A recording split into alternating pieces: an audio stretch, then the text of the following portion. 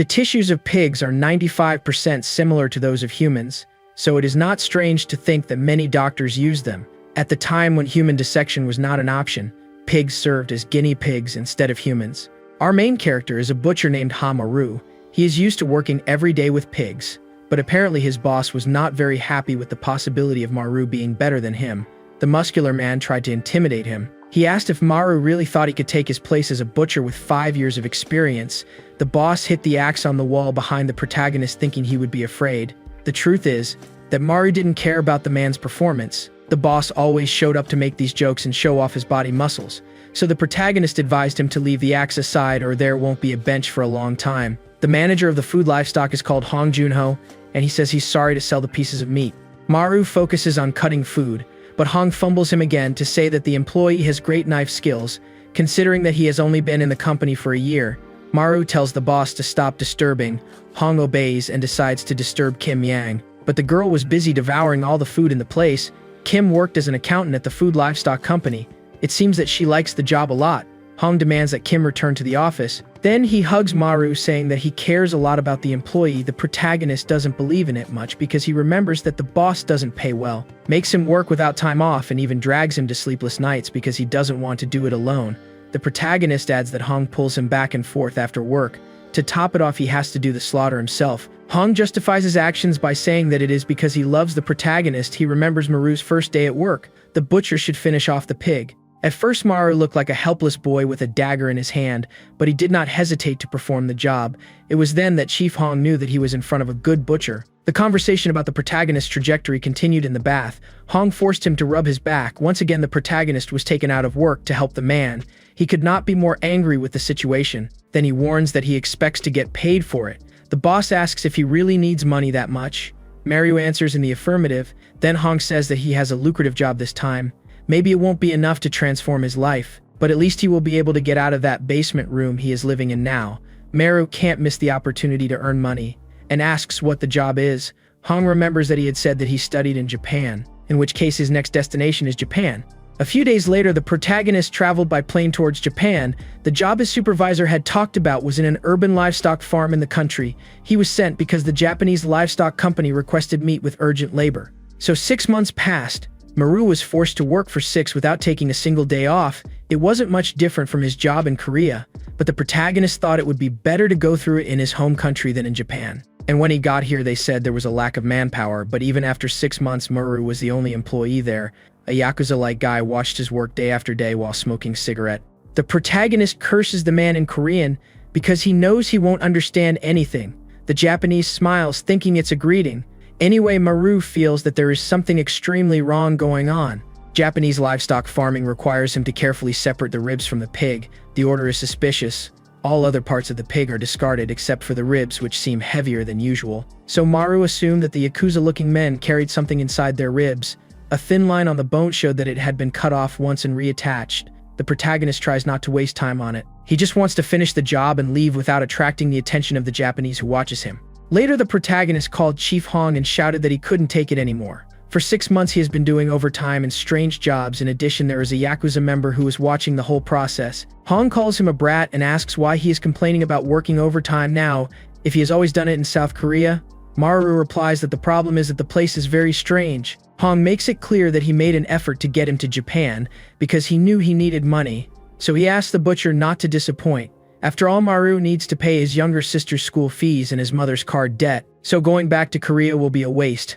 Hong asks the butcher to hold out for at least another month. He will bring him back home after that. The protagonist agrees without much alternative, but is annoyed that he was put in this situation just because of his family condition.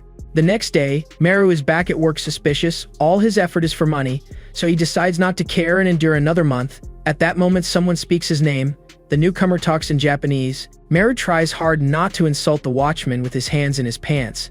The man pinches the protagonist's cheek, saying that he is lucky to have a worker like him in the company, while the Yakuza member praises his skills with the dagger. Maru notices that he carries a gun on his waist, confirming his suspicions that he is working for a Yakuza company. The watchman warns that he will leave early today because his girlfriend is having a birthday, in which case the youngest will take his place. He refers to the newcomer as little brother, but when the watchman arrives, the protagonist realizes that he is nothing young. The former vigilante introduces the protagonist to his friend and says that he came from Korea. The two exchange greetings and the newcomer warns that he has already picked up the ribs. Suddenly the ground begins to shake and the house shakes violently. Murray holds on to the countertop while the old watchman says it's an earthquake. The newcomer holds his ribs as if his life depended on it. But not for long, the plate with the ribs slips out of his hands and falls to the ground. Suddenly a white powder flies from the bones. The fog takes over the place and the protagonist covers his nose immediately. The watchman tries to disguise what just happened and says that probably the butcher has never seen an earthquake. He adds that this white powder must be from the bones. It's no big deal. So the protagonist is encouraged to continue the work as if nothing had happened. Maru obeys. So the men collect the ribs immediately. The newcomer asks the watchman if the butcher really is from Korea. The man confirms. Then the newcomer says that Maru probably won't know that they are hallucinogenic products and won't understand Japanese either. The watchman just yells at him to shut up. The protagonist understood perfectly that the men were talking about narcotics. The watchman realizes the mistake his friend made and pulls the gun on Maru. Everything happened very quickly and the protagonist couldn't believe that his life was going to end like that. He tried hard in the last 6 months to end like this. Maru tells himself that he will not accept this fate, and soon after red liquid flies in the air. Initially he accepted to be a butcher because it was the only job he found. His task was to face a pig. Maru did not hesitate to comply, which left Chief Hong impressed because people are taken by all kinds of feelings after eliminating the first victim.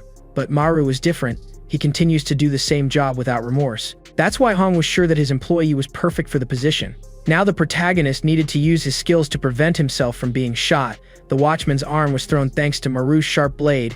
He held his hand screaming in pain, while the butcher just saw him as a pig. That's why he knew exactly the point he should hit. And the protagonist didn't hesitate even though he knew it was a person.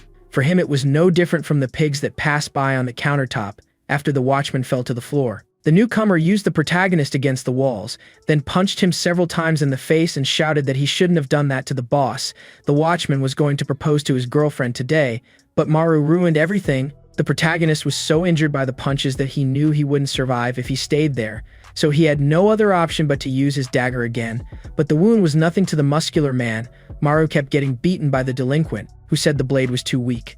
Then he held Maru's neck with both hands about to finish him off. The protagonist began to lose consciousness when suddenly a flashback appeared. Chief Hong taught how to deal with a pig that has strong bones and a thick layer of fat. He said that the traditional dagger would be enough. So for Maru to become a great butcher, it is necessary to learn to avoid the bones and cut the fat. He will know how to do this when he sees the path by instinct. Fortunately, the protagonist found the path that the boss talked about so much. He hit the enemy in the ribs and advanced to the other side. It was at that moment that the protagonist realized that he was really born to be a butcher. The newcomer was eliminated and his heavy body fell on top of Maru. He pushed the man's body to the side and was paralyzed to see what he had done. The protagonist repeated several times to himself that it was self-defense, but he thought the police would not believe it, so turning himself in is not an option. Now the protagonist thinks about what he will do when he meets the Yakuza. An idea pops into his mind, and he believes he can get rid of what happened just by setting the place on fire. But before the boy has a chance to do anything, someone enters the room and starts shooting. Maru runs to avoid being hit. The man chases him to the freezer. He says it's a dead end. It's the end of the butcher. A silence takes over the place and the man walks slowly among the pigs in search of his target. Suddenly he finds a boot and is sure he has found the butcher. The bandit shoots without hesitation. He realizes too late that the boot was a trap. The protagonist pushes the pigs towards the enemy, who loses his balance and falls. Maru swings the dagger, hits the man's shoulder. The bandit laughs, saying that the butcher should have aimed at the throat. Then he points the barrel of the gun at Maru, but nothing happens because he can't move his fingers to squeeze the trigger. This happened thanks to the teachings that Maru received from Chief Hong. The man explained that there was a group of nerves in pigs, which goes from the spinal cord to the forelimbs. The human being is exactly the same as the pig. This means that if a person is hit at this point, he will not be able to move. At that time, the protagonist was confused by the fact that the pig and a person are 95% alike. But now he knew that Hong hadn't lied. So the third bandit was eliminated. 6 hours later, the plane that the protagonist was traveling on arrived in Korea. He breathed a sigh of relief when he returned home. Fortunately, no member of the Yakuza spotted him. Maru set fire to the warehouse before fleeing, so he finds it difficult for anyone to find out what happened there. His tracks have been erased and now he will be able to return to his normal routine. At that moment, he is about to enter the house when he notices that the lights are on. He thought his family was awake and put a smile on his face. Mario opened the door and said that this time he brought a lot of money and gifts, but the scene he found in the house was scary. Someone had knocked over the furniture and the place was a mess. Besides there being no relatives there, it seems that someone arrived before him. The protagonist screamed for his mother and his younger sister named Naru, but there were no answers. Suddenly his foot touches something. It's one of those ribs with white powder that he saw in Japan. It was a sign that things were not right. Suddenly a voice asks if he is happy to return home. The protagonist looks towards the voice and sees a group of unknown men. He fears that his family has been taken by the Yakuza. The man with glasses goes through the pocket of his suit, which makes Maru think he has a gun. But then the man takes a badge off his clothes saying that it is from the Narcotics and Organized Crime Investigation Department. The police officer named Han Tasik asks the protagonist to accompany him. Maru doesn't understand why the narcotics team is in his house, but hopes it's not because of Makaza members. He soon asks why the police are in his house. Maru doesn't remember doing anything illegal. The police raises his hand saying that the police didn't do anything. The house is messy because his mother was furious with their visit. Maru doesn't understand why his mother would act this way. So Officer Taesik informs him that the protagonist's mother is involved with narcotics. Maru grew up in a not-so-pleasant family environment. Even after her family fell into ruin, her mother kept spending money extravagantly. The protagonist always knew that the woman was immature, but didn't think she was capable of using hallucinogens. The police said that the woman was out of her mind. She broke everything in the house and was hospitalized. The protagonist saw with his own eyes his mother trying to attack the doctors. The police have already found her in that condition. Taesik displays some evidence that was found in the house. The narcotic was inside the pork ribs. It started to be distributed in this way recently. Taesik questions if the boy knows when his mother started using these things. The protagonist says no. The officer hands him a card with his information and asks him to contact him if he remembers anything. After that, the officers leave the hospital. In the parking lot, Officer Lee complains about the officer smoking inside the car. Taesik says he can't open the window because smoking is prohibited in the underground parking lot. Lee loses his temper and yells that he shouldn't smoke inside a vehicle. Taesik wins the argument when he says that the car is his, so it's in the right place. Lee is silent, so Taesik gives the order for him to research this boy named Maru. At this moment in the hospital, the protagonist tries to understand what happened while he was away. He is sure that the Yakuza members did not move faster than him, so it makes no sense for this hallucinogen to reach his mother in less than 6 hours. At that moment, Maru receives a call from his boss. Hong Soon says that he learned that there was a fire in the Japanese factory. He was worried about his employee. The protagonist says he has work to do and will call later. Hong replies that he knows he returned to Korea because his mother was using narcotics. After saying this, he laughs like crazy, leaving the protagonist motionless. Maru asks Hong to repeat. The boss questions if the butcher did not receive the ribs he sent. The protagonist doesn't answer. So the man assumes that he thought the ribs had been sent by the Yakuza. Maru asks if he did something wrong. The boss doesn't understand why he's saying it, but replies that the boy didn't do anything wrong. Hong adds that the protagonist is a great butcher, so he prepared his place a long time ago. Maru yells, asking what nonsense the man is talking about. Then the boss reveals that he was responsible for sending the drugs to some family members, including the protagonist's mother. His next step will be to send the item to Maru's sister, but this will only happen if the boy refuses his offer. Hong adds that he can use the protagonist's talent as a butcher to increase his company and build a building in Gangnam smoothly. After these words, the man says that he has a car waiting for him in the parking lot. Now Maru's work will not only be with pigs. He hung up the call and was silent. The protagonist went into deep darkness. The scene changes to an unknown location. Two men argue about who is going to carry the pigs. The boy with glasses says he won't do anything, but the man inside the truck unzips the bag and shows that they are not just carrying pigs. He pulls out several black bags while saying that it was Hong's order. This man with a scar on his face is the world head of livestock production named Bake. The boy with glasses is Choi, and he says that a new recruit should be hired soon to take the hard work. The two argue again because Bake remembers that Choi has been his subordinate since he joined the company, so he should be in charge of the bodies. The position of subordinate has been given to Choi since he lost in the rock, paper, and scissors. He even jokes asking if Bake is afraid of new recruits. The veins appear on the boss's forehead from so much anger. The conflict intensifies, leading the two to take their equipment. Bake threatens to beat up Choi. Despite the rivalry, Choi decides not to take it further. He simply turns around and warns that he is returning to the car. Night soon comes. Bake was sleeping peacefully when he was woken up by a cat. He assumes that the animal got there because of the smell of meat.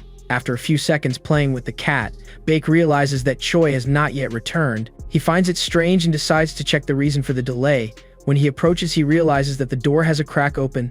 Bake enters the dark room, and at the same moment the cat is terrified and tries to escape. The man is frightened by the destruction of the place and releases the animal. He finds someone sleeping and assumes that he is a new recruit, so he asks where Choi is. Baek is sure that he will be scolded by Chief Hong if Choi takes too long to return to the room.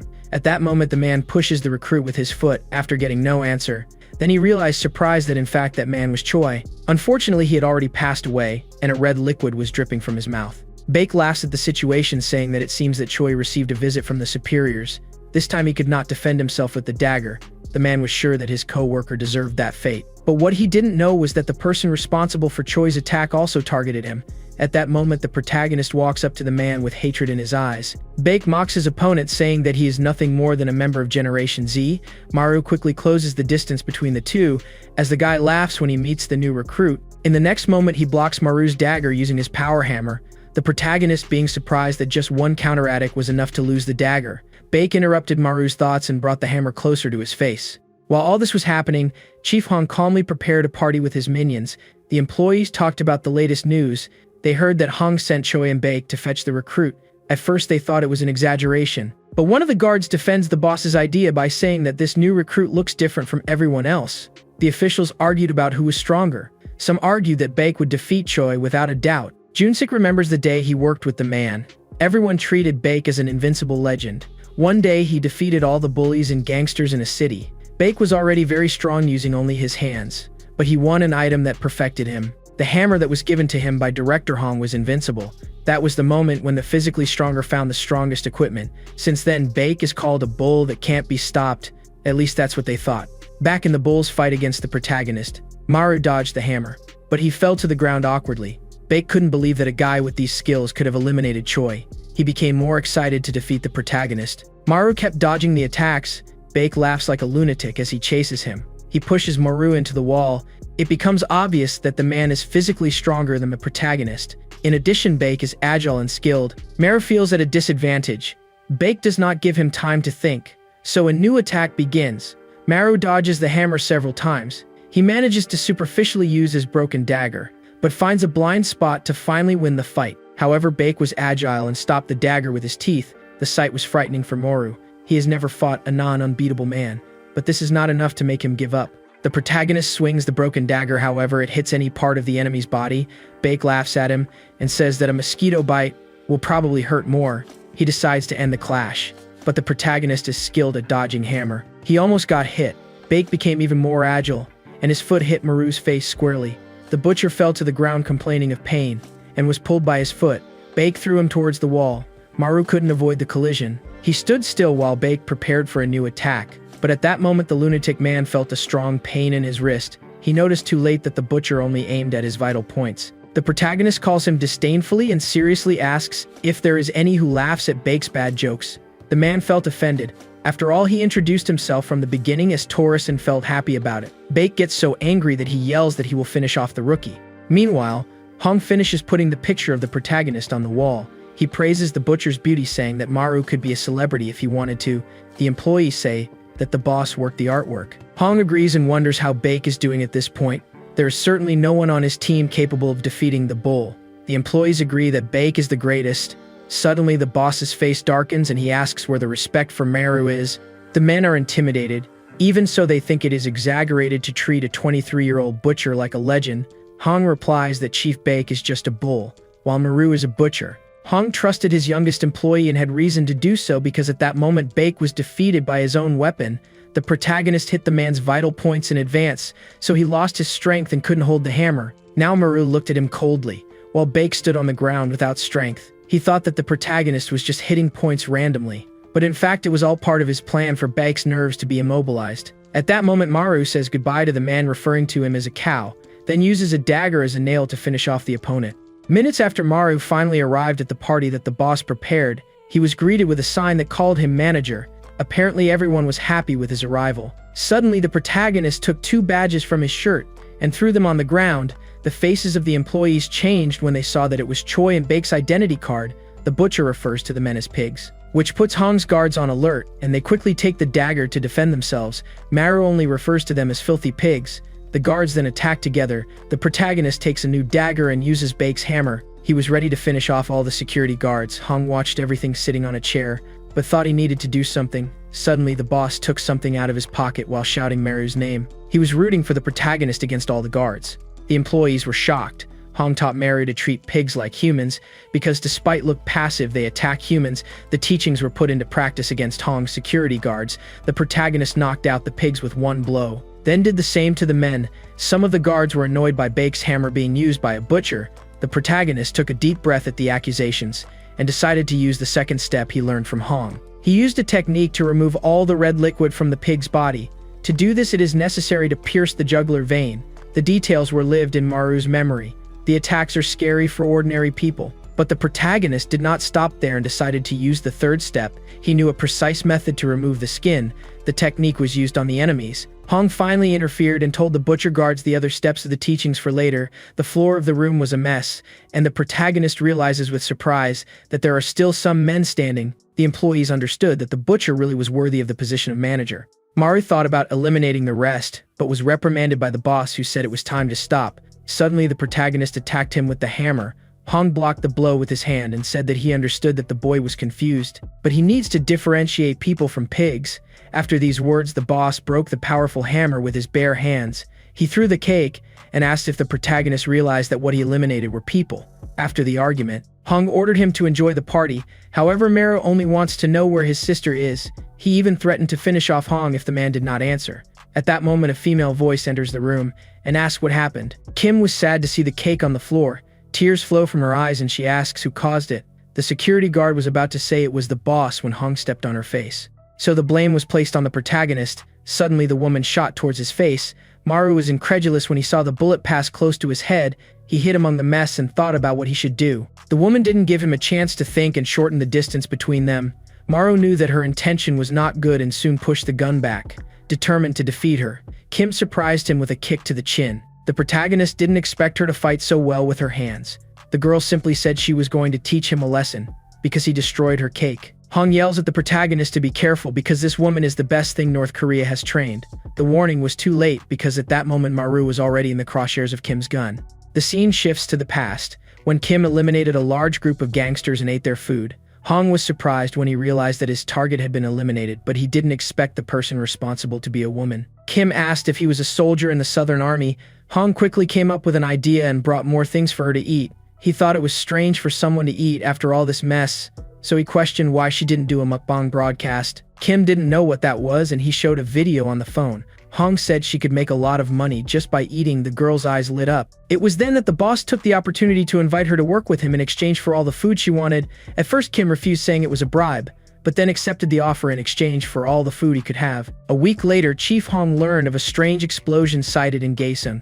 He said if it was Kim who did it, given the girl's appearance, it was proven that she did. The boss then scolded her for not being able to bring him a single intact popsicle. The scene changes to the current moment. The protagonist changed the fate of the gun and was almost hit. Fighting Kim was not easy. Meanwhile, a security guard took the opportunity to talk to his daughter. He should be motionless on the ground, writhing in pain, but when he learned that his daughter was going to sleep away from home, the man quickly got up, happy that he would have a moment alone with his wife. Junzik was ready to have a new child. The security guards encourage him to leave. Hong finds the men talking hidden behind a white cloth. The boss gets angry because he wanted the employees to work overtime. While they argue, the fight between Kim and Maru continues. Hong asked who they think will win. The security guards support Kim. The boss agrees that the woman has a lot of high-level skills. Although Kim has received the perfect training, Maru is a talented butcher. In a year, he learned everything he was taught and executed it accurately. In a month, he performed the most difficult techniques. Hong remembers that he tried to hinder the boy's progress. Even a boss-level official would take a while to complete, but the butcher didn't even need a minute. This made Hong concluded that he found the ideal man. So I had doubts about Kim's victory. At that moment, the protagonist gets rid of the gun from the woman's hand. The boss shouts that the boy is very good and demands that his employees praise the butcher. The men obey. On the other hand, Kim takes a dagger that she hid in her pants. The fight between the two continues, but there was no one better than Maru to handle a blade. In addition, Kim realized that he was copying her movements. Hong believes in the talent of the two, but knows that in the end what will count is agility. Kim can defeat the protagonist before he reaches her, but Maru can also defeat her. Hong is curious about the result. Then he leaves the employees behind and suddenly hits the ground between the opponents. Everyone is taken by surprise. Hong points to himself and tells the protagonist to come to him.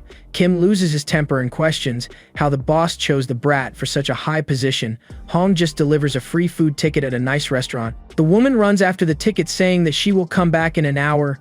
She leaves. Of course she will fight back when she returns. Hong takes a deep breath and asks how Maru is. Suddenly the protagonist attacks him, asks where his sister is. The boss pushes him back with the axe while questioning why he is so curious. The question is enough for Maru's body to paralyze with so much fear.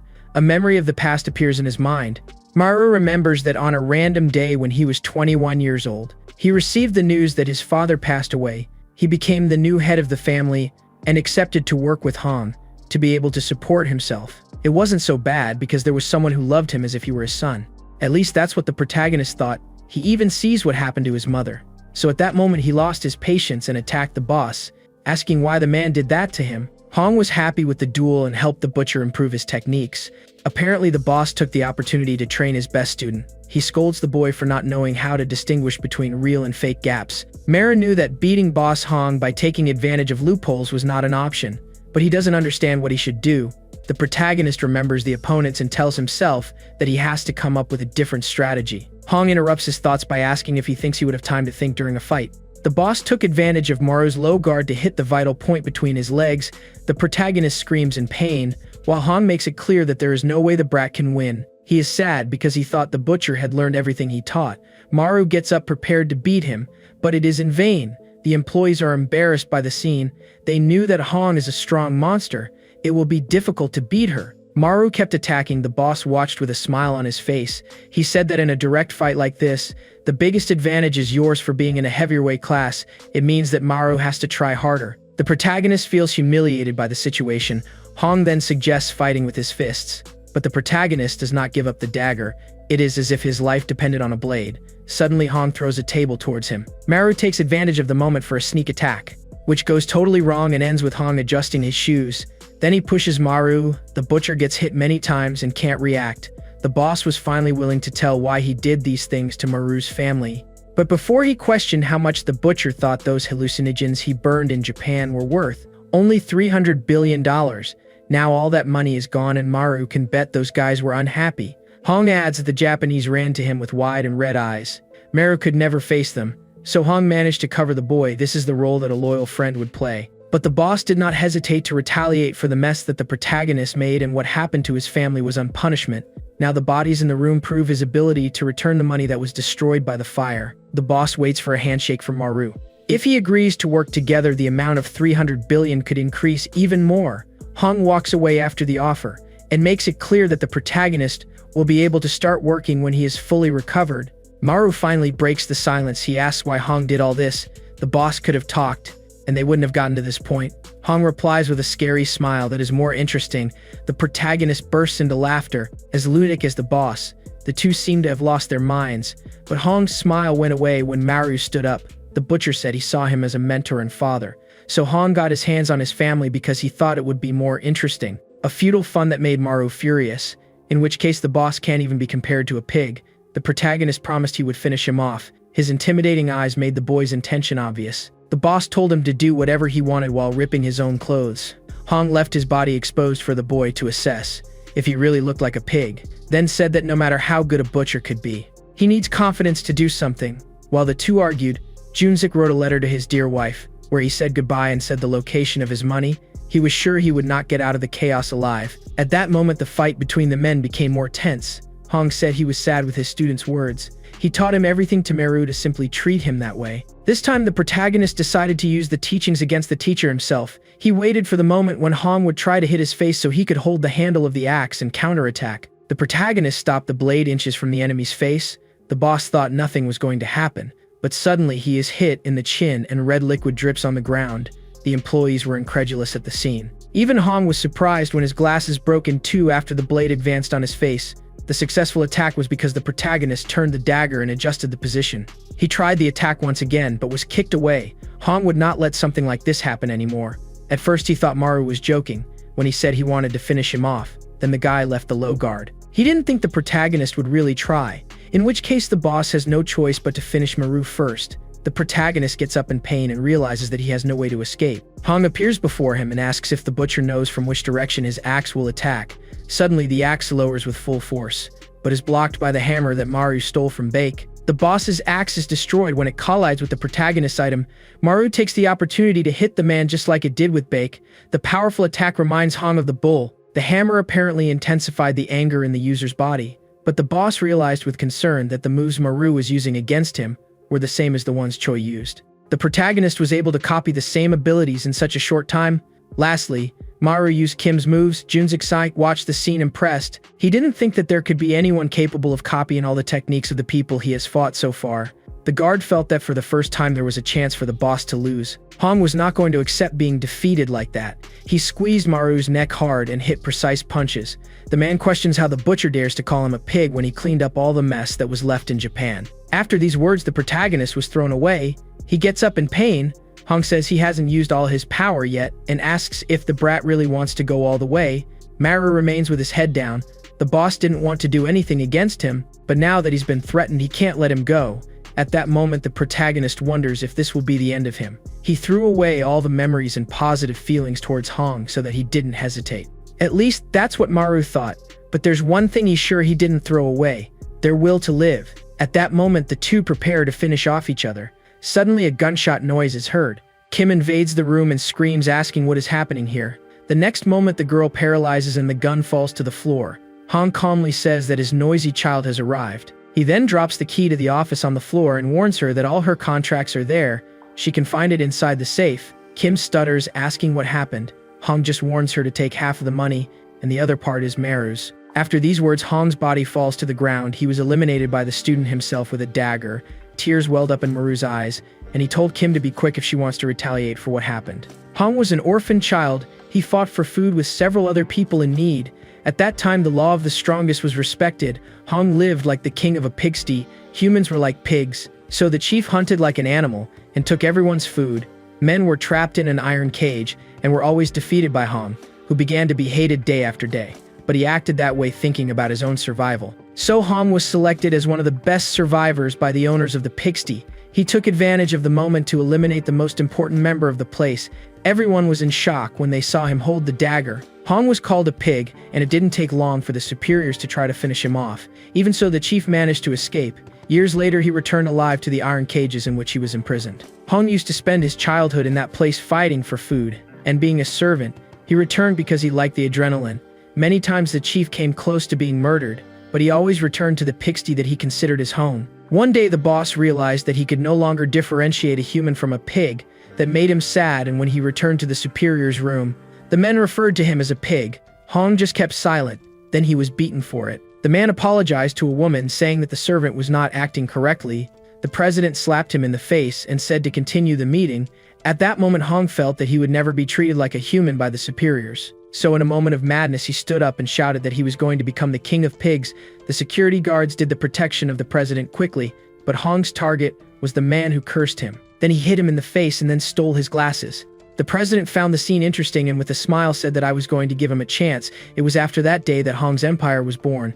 The chief spent the next few years of his life raising puppies and training them. The first was Kim, then Maru. Hong was satisfied with his creations and dreamed of the day he would be seen as a human again, but everything changed when he received a call saying what the protagonist caused. Hong solved everything and talked to the Japanese, but the president demanded that Maru be discarded. Hong didn't think it was fair, because he had already made a deal with the Japanese. The woman just said that he would go back to the pigsty if he didn't follow her orders. After the call came to an end, Hong slammed his fist on the table hard and told himself that he wasn't going to let anything bad happen to Maru. For this reason, he tried to convince the protagonist to work with him, so the president could change her mind about the butcher, but then the protagonist began to see Hong as a pig too, arousing the boss's fury. He couldn't stand being seen like this by someone he raised and took care of so well, so there was no other alternative but to eliminate Maru. But Hong couldn't do that. After all, the protagonist was also one of his children. Before he passed away, he asked if Maru saw him as a human now. Hong advised him to be a human and not a pig. After that, the chief passed away with a cut on his chest. He left as a human by refusing to destroy his own creation. At that moment, a man approached the fallen body of the chief and said that he wanted to be the one who would finish him off. But he arrived late. The newcomer is Choi Kijong, managing director of the livestock group. He took Hong's eye as a trophy and wished the man to rest in peace. Then Kijong called the president and confirmed what had happened, but said that the safe that Hong was in charge of disappeared. Kijong asked her not to worry because no matter where the killer flees, he will be caught and will be torn to pieces. The safe will be found sooner or later. Kijong knew who was responsible for Hong's demise thanks to the security camera. Murray's face was filmed. as well as that of Kim and Hong's 3 gangsters. After the protagonist eliminated the boss, Kim didn't believe her own eyes. She didn't think Maru was strong enough to finish off Hong, but her instinct screamed for her to run away from the butcher at any cost. In this case, Kim decided not to attack Maru. She raised her hands and surrendered. The protagonist thought that the girl was only doing it to be eliminated faster. The minions faithfully protected her. The guy with glasses warned that the reinforcement of the headquarters is coming. Everyone will be eliminated if they don't run away now. They tried to convince the protagonist that they were now a team and should stay together. Maru agreed, but before asked where her sister was. The gangsters were waiting for an answer from Kim because she was the one who was in charge of the girl. Kim played dumb for a while, but soon remembered what had happened. Hong asked her to take Naru to a restaurant while taking care of the protagonist. Kim obeyed and the two ate well. But when it was time to pay the bill, there was an error. The card had the limit exceeded. Kim let Naru wash the dishes and went to get another card. That's when she arrived and the party cake was on the floor. After that, a fight started with the protagonist. That was the whole story that the girl told. The scene changes to a little later. The gangster trio encouraged Kim to jump out of the helicopter and find the protagonist's sister, but the girl was scared. They questioned how she became a member of the special forces. Kim said she wasn't ready, but the protagonist's gaze was enough to kick her out of the helicopter. Maru's plan was to save his sister and mother as soon as possible, but he knows that the world group will arrive soon. The scene changes to the next day. A house collapsed and Officer Tae-sik was called. The police were investigating the house of an elderly woman. Because the neighbors reported the noise, the ground was stained by a suspicious red liquid that was soon identified. Officer Tae-sik questioned if there were any victims, but the officer next to him said that there was no body. Tae-sik soon said that they should return to the hospital where Maru's mother is. At that moment, the protagonist and his new friends visited his mother, but he was informed that the patient was released early by people in suits. Maru's face darkened. That was not the only bad news he would receive. Suddenly, Junzik received a call from Kim. The girl warned that Naru disappeared from the restaurant. She was taken by people in suits. The protagonist knew that his family members would be used as hostages. So without thinking twice, he fled the hospital. Junzik tried to stop him from going by saying that the headquarters of world security is very dangerous. Suddenly, someone enters the hospital, and the protagonist paralyzes. The scene changes to the hospital lobby. A man with an eye patch soon says that he didn't imagine he would find him this way.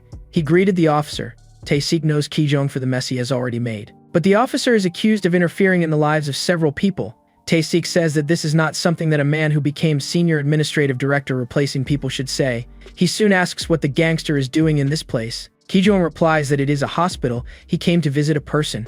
After that, the men walk in the opposite direction, and the gangster encourages the officer to mind his own business. Suddenly, a lackey runs to Ki-jong in desperation and warns that Maru has returned to the hospital room. The gangster quickly puts his finger in his mouth and then breaks his teeth, causing the man to not say any more words. Tae-sik tells the man that his subordinate is talking too much. Ki-jong makes it clear that next time he will meet him at his funeral. The threat made to the policeman did not shake him. Tae-sik replies that he will ensure that his donation to the funeral is not small. Ki-jong leaves the hospital very angry because he didn't think his target would move so fast. It seems that there is someone supporting Maru. The scene changes to the protagonist. He becomes motionless when a man in a suit enters the room and greets him. The seemingly kind man asks Maru to get into the car, but the protagonist thinks that he was responsible for kidnapping his mother and sister. So without thinking twice, the butcher pulls the knife on his jacket and threatens to finish off the man. Suddenly, the newcomer lowers his head as a sign of respect and apologizes for the rudeness. He says that his president is inside the car and will explain everything soon. At that moment, a kind woman with black hair says that it is a pleasure to meet him. She introduces herself as Shin, president of the Charlotte Hotel. The protagonist yells at her to stick this introduction elsewhere and asks where her family is. Maru's 2 gangster allies say that everything is fine and that he can stay calm. The bespectacled servant refers to the protagonist as manager and shows that his mother is fine. Junzik tries to understand why he allied with the Charlotte group. The bespectacled servant warns that the world group moved too quickly. He had no choice but to ask Charlotte for help. Maru questions if they really are different from the world group, since they took his family without his permission. The bespectacled servant decides to show the footage from the hospital security camera, where the world group appears scouring the entire place in search of the protagonist and his family. This only proves that if it weren't for the help of the Charlotte group, her family would be in danger. Maru hesitates even though she knows he's right. Shin asks the butcher again to get in the car. She will take him to her family. The Charlotte group focuses on pharmaceuticals, hotels, department stores, petrochemicals, and finance. On the other hand, the world group focuses on security, defense industry, trade, distribution, and construction. Both companies wore the skin of large corporations, but they fought a fierce battle in the shadows. One man put an end to the long battle with his brute force. His name was Hong. Then Charlotte was defeated and then divided into two: those who want to hand over the Charlotte Group to the World Group, and those who want to protect and maintain the Charlotte Group. President Shin is part of the second group. She told Charlotte's story to the protagonist, thinking about being honest with him. Maru just told her to be direct. Shin says that even with Hong's passing, the World Group still holds overwhelming power. This means that taking care of her family and escaping the World Group would be practically impossible alone, so she wants to help Maru using Charlotte's power. Suddenly, the gangsters started screaming and pointing out of the car. The driver brakes the vehicle when a white car stopped in their path, but he loses control and the people inside the car are thrown. The driver finally manages to stop the vehicle when he hits the road barrier. Shin opens her eyes, scared, thinking of the worst. Then she sees that she has been protected by the protagonist. He hugged her at the moment of impact and asked if everything was okay. At first, Maru thought it was the members of the World Group, but the woman warned that they were probably people from Charlotte's other group. After all, the group was divided in two. She soon noticed a red liquid running down the butcher's forehead and tried to wipe it off. Shin reveals that her older brother named Unju is trying to eliminate her so he can deliver Charlotte to the World Group. At that moment, with a gentle smile, she asks Maru to act as her sword while howl. In return, the group Charlotte will protect her family. Maru opens the car door while saying that she will have to prove that she can do it. Then he will become your sword. The scene changes to Kijung. The men stood lined up waiting for the chief to pass. He walked slowly and opened the door to meet the leader near Hong's coffin. Everyone watched the funeral in silence when Kijung arrived. The president of the World Group named Dane angrily asks what happened to the delinquents. Kijung replies that one of them ran away, but he found someone else. The scene changes to the restaurant. Kim went in search of the protagonist's sister. She knew that her comrade would not leave her alone when he learned that Naru was taken by someone unknown. Anyway, the girl thinks that the best thing to do is to destroy the place, but she's stopped by several men in suits. They are the envoys from Kijuang. Meanwhile, elsewhere, the men who intercepted the protagonist's car prepare to fight. They take with them iron sticks and daggers. The leader of the group warns that Unji will be happy when his sister is eliminated. This man is Byung-oh. Charlotte's head of pharmaceuticals. The men find protagonist protecting the car and ask if he is Shin's lover. Before anyone has a chance to ask any questions, Maru quickly finishes them off. This impresses even the protagonist. He thinks it was too easy and assumes it's because the people he's been fighting with were much stronger than common delinquents. The men were defeated in seconds. Only Byung-ho remained standing. His hands trembled with fear, and yet he tried to defend himself. But it didn't take long for him to meet the same fate as the other delinquents.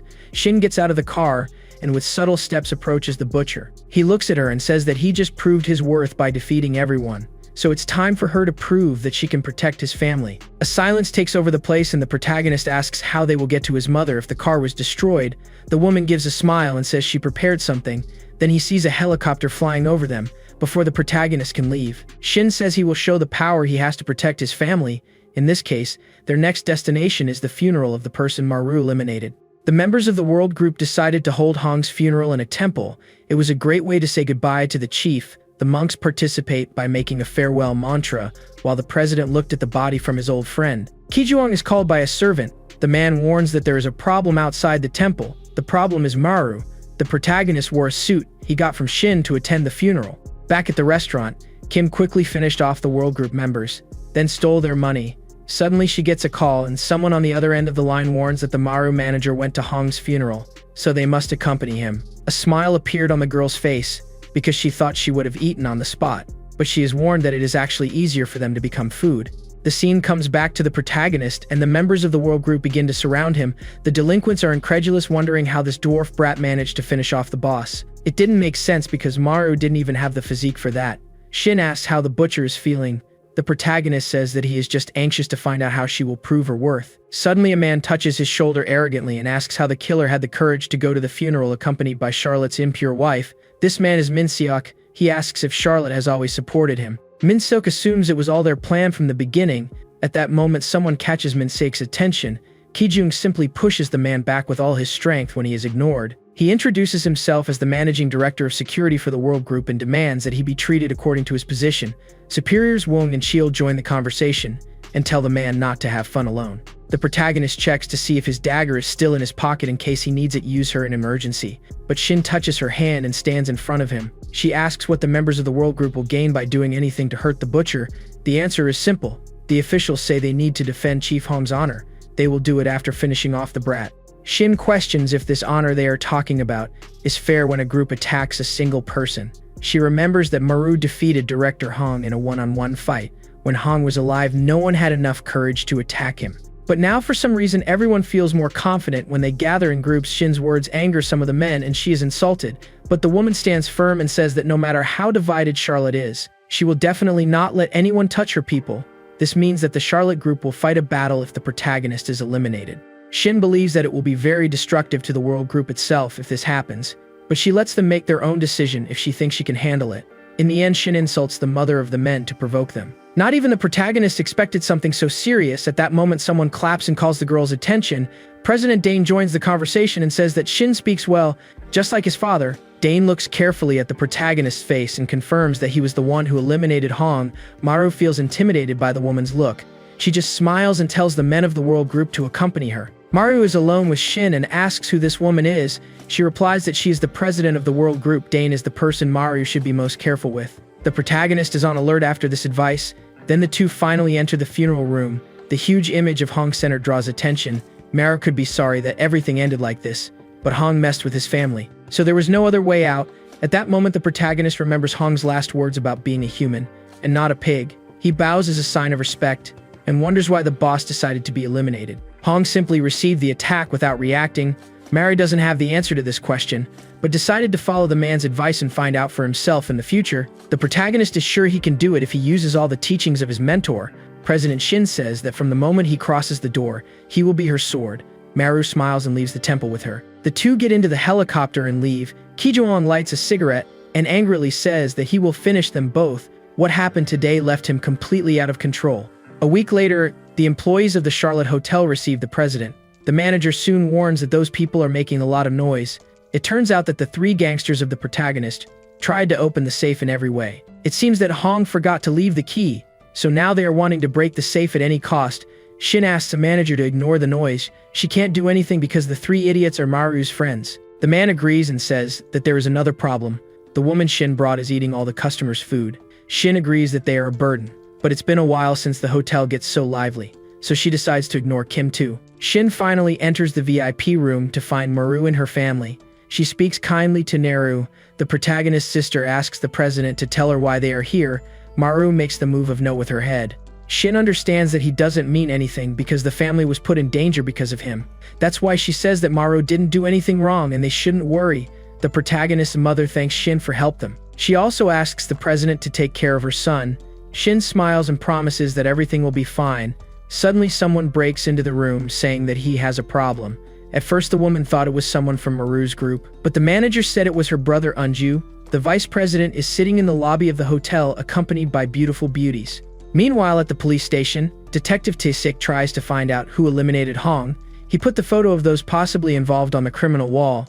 Hong was suspected of being a distributor of narcotics. The next evidence is about a Japanese workshop that was believed to be a narcotic supply center. It turns out that it was set on fire. The last event was a week ago.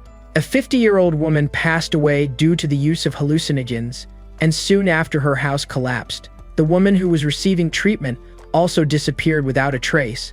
Tae-sik also remembers something suspicious when he went to the hospital.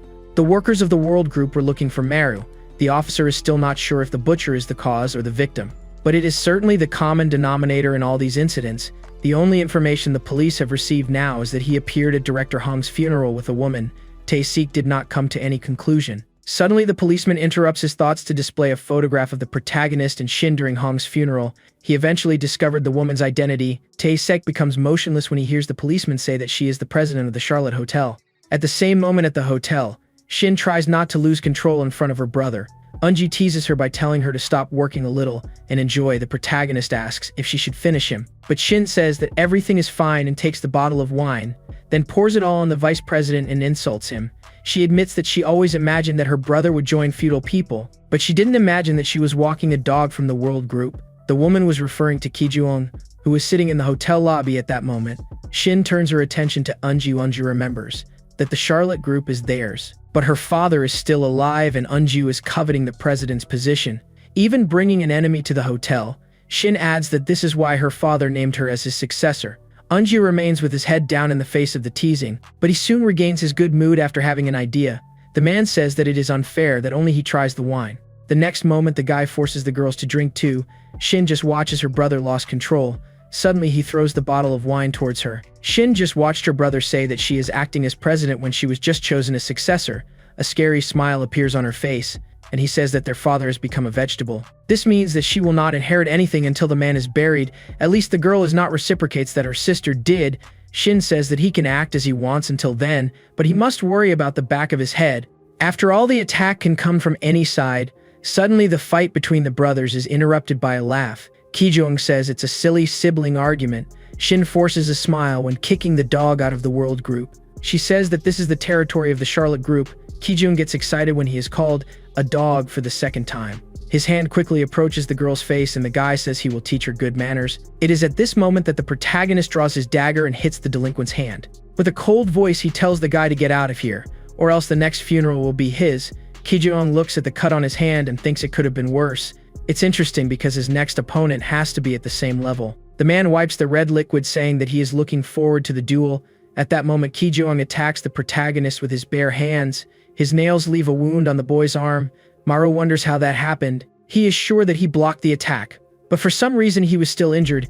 It is clear that the enemy has nothing in his hands. That's why the protagonist doesn't understand how the scratch appeared on his arm. It means that Kijong's grip is monstrous, but it's nothing when compared to Hong's skills. The fight starts in the hotel lobby. Shin apologizes to the guests for the discomfort he's causing them, so he asks everyone to evacuate to the outside area. Adequate compensation will be delivered for today's incident. The tenants leaves a hotel. The president turns her attention to the conflict. She worries that the protagonist cannot handle the world group's dog. The fight is intense, and the opponent dodges the dagger. Kijong realizes that his rival's abilities are the same as Chief Hong's. Even so, he doesn't think it's enough to be defeated. During the duel, new discoveries were made. Kijong was surprised when Maru demonstrated here he also knew Baek's techniques. As if that wasn't enough, the protagonist displayed Kim's techniques. Kijong understood that Hong had a very special role in this butcher's life, because he even taught him all these different skills. But it's still not enough. The protagonist is pushed back, and the rival takes advantage of the moment to light his cigarette. He calls Maru pathetic and says he doesn't know what Chief Hong saw in him. The butcher didn't expect his opponent to be so strong. Either way, he is confident that he can win. On the other hand, Kijong gets tired of being nice and decides to end it as soon as possible. With a single attack, he immobilizes the protagonist. Maru was hit in the chest and tried to catch his breath. Kijong says that due to the skills he just saw in his opponent, it was clear that he did not eliminate Hong. In fact, it was Hong who let this happen. Maru loses his patience hearing his mentor's name being mentioned so many times. He simply runs with dagger in his hand towards the dog of the world group. At that moment, Kijong puts his hand on Maru's chest and spins the butcher in the air. The poor boy falls to the ground holding the injured spot. The man says he understands why the boss liked his students so much. It seems that he has a good fighting spirit. Maru replies that he also heard a lot about Kijong. His master called him one-eyed wretch. The words hit Kijong frighteningly, making him get out of control and hit the fist in Maru's stomach. Then a sequence of punches began on the boy. Kijong yells that he was the only one worthy of finishing off the boss, but the protagonist got in the way of his dream. At that moment, Maru stands motionless on the ground receiving the blows. He promised that he would protect his family at all costs, however things seem to have gotten out of control. In addition, the protagonist does not know how many other people there are who are as strong as this guy. Maybe he can't even protect himself. Kijong threw his fist harder and harder. He was encouraged by the vice president of the Charlotte group to finish off the butcher. The happiness on the man's face was gone in seconds. Suddenly, a figure appears and points the gun at Kijong's head. The man smiles when he sees who the newcomer is. Tae-sik returns the smile, saying that he can fire as many bullets as necessary if the scene continues. Kijong surrenders and says that he was only teaching the child a few things. Eunju insults the police for disrupting his plans and is restrained. Tae-sik says that Kijong seems to have aged. After all, he was hit in the chest by a brat. The delinquent had not seen the wound before, the officer said. He then realizes that the protagonist used the same attack as his. It's as if the boy copied his skill right after receiving it. This only proves that the boy is interesting, worthy of a student of Chief Hong. The protagonist is handcuffed by the police and advised to speak in the presence of a lawyer. The arrest was a surprise and he didn't understand anything, so Tae-sik said it was on suspicion of murder. Shin makes it clear that she will do everything for him to get out of jail as soon as possible, no matter how far she has to go. Maru thanks her and asks her to take care of his family. Kijong questions if he is still worried about his family after all this. Will certainly have a long way to go before becoming like Hong. Maru replies that no matter how long it takes, he will destroy Kijong with his bare hands. The guy replies that he can't wait for it, and then the two go their separate ways. Sometime later, Shin has the office invaded by the three gangsters. They learned of the protagonist's arrest and were worried. Shin says that the police ignored the problems caused by Vice President Imju and arrested only the Maru. Maybe it's because the world group has people infiltrated in the police. The gangsters say they can't leave things like this. Kim says she has no reason to save the butcher. She lost her job because of him, so she won't do anything. The gangsters think differently and are willing to save the protagonist at any cost. After all, he is the manager now. Kim is too busy eating. At that moment, she discovers that she is only having the right to eat anything thanks to the butcher. The girl decides to confirm the story with the president.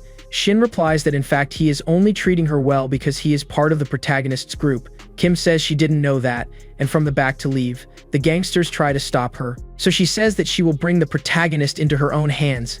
Meanwhile, at the police station, Maru waits anxiously for President Shin. Officer Tisik finally breaks the silence. He asks if it is a coincidence that the protagonist's name is involved in the case of the ribs with hallucinogens and the murder of Han.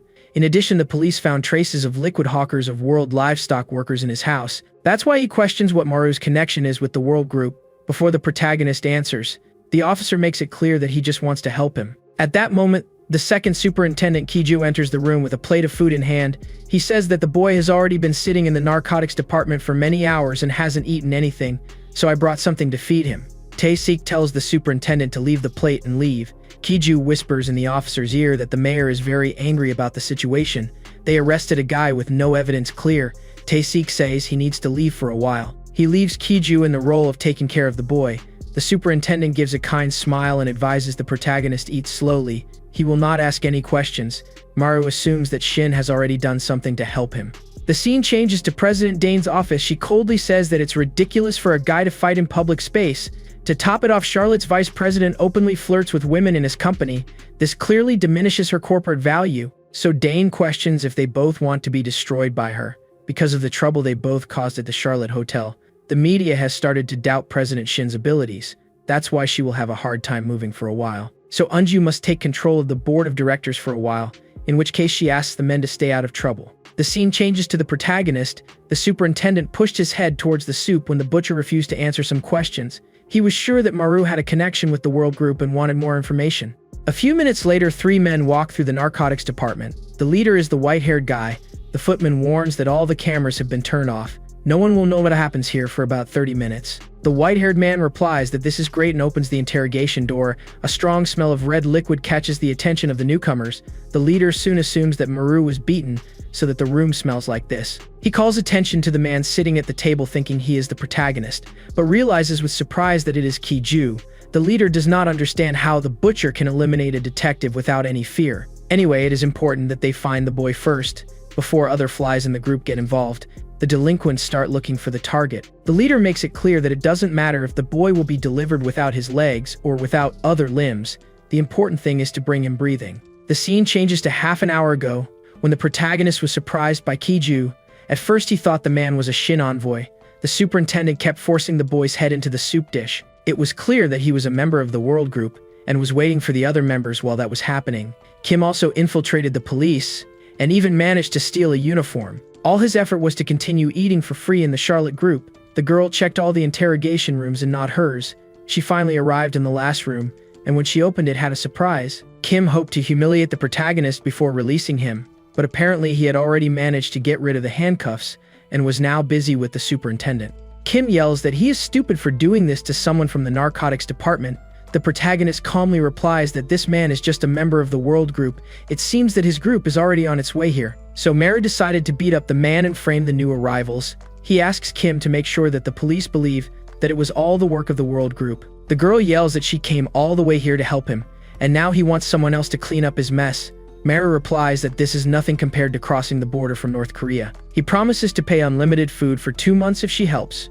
Kim is about to refuse when the offer increases for lifetime free meals at the Charlotte Hotel. The two close a deal and the protagonist says that she can call after finishing the job. He will return to Charlotte.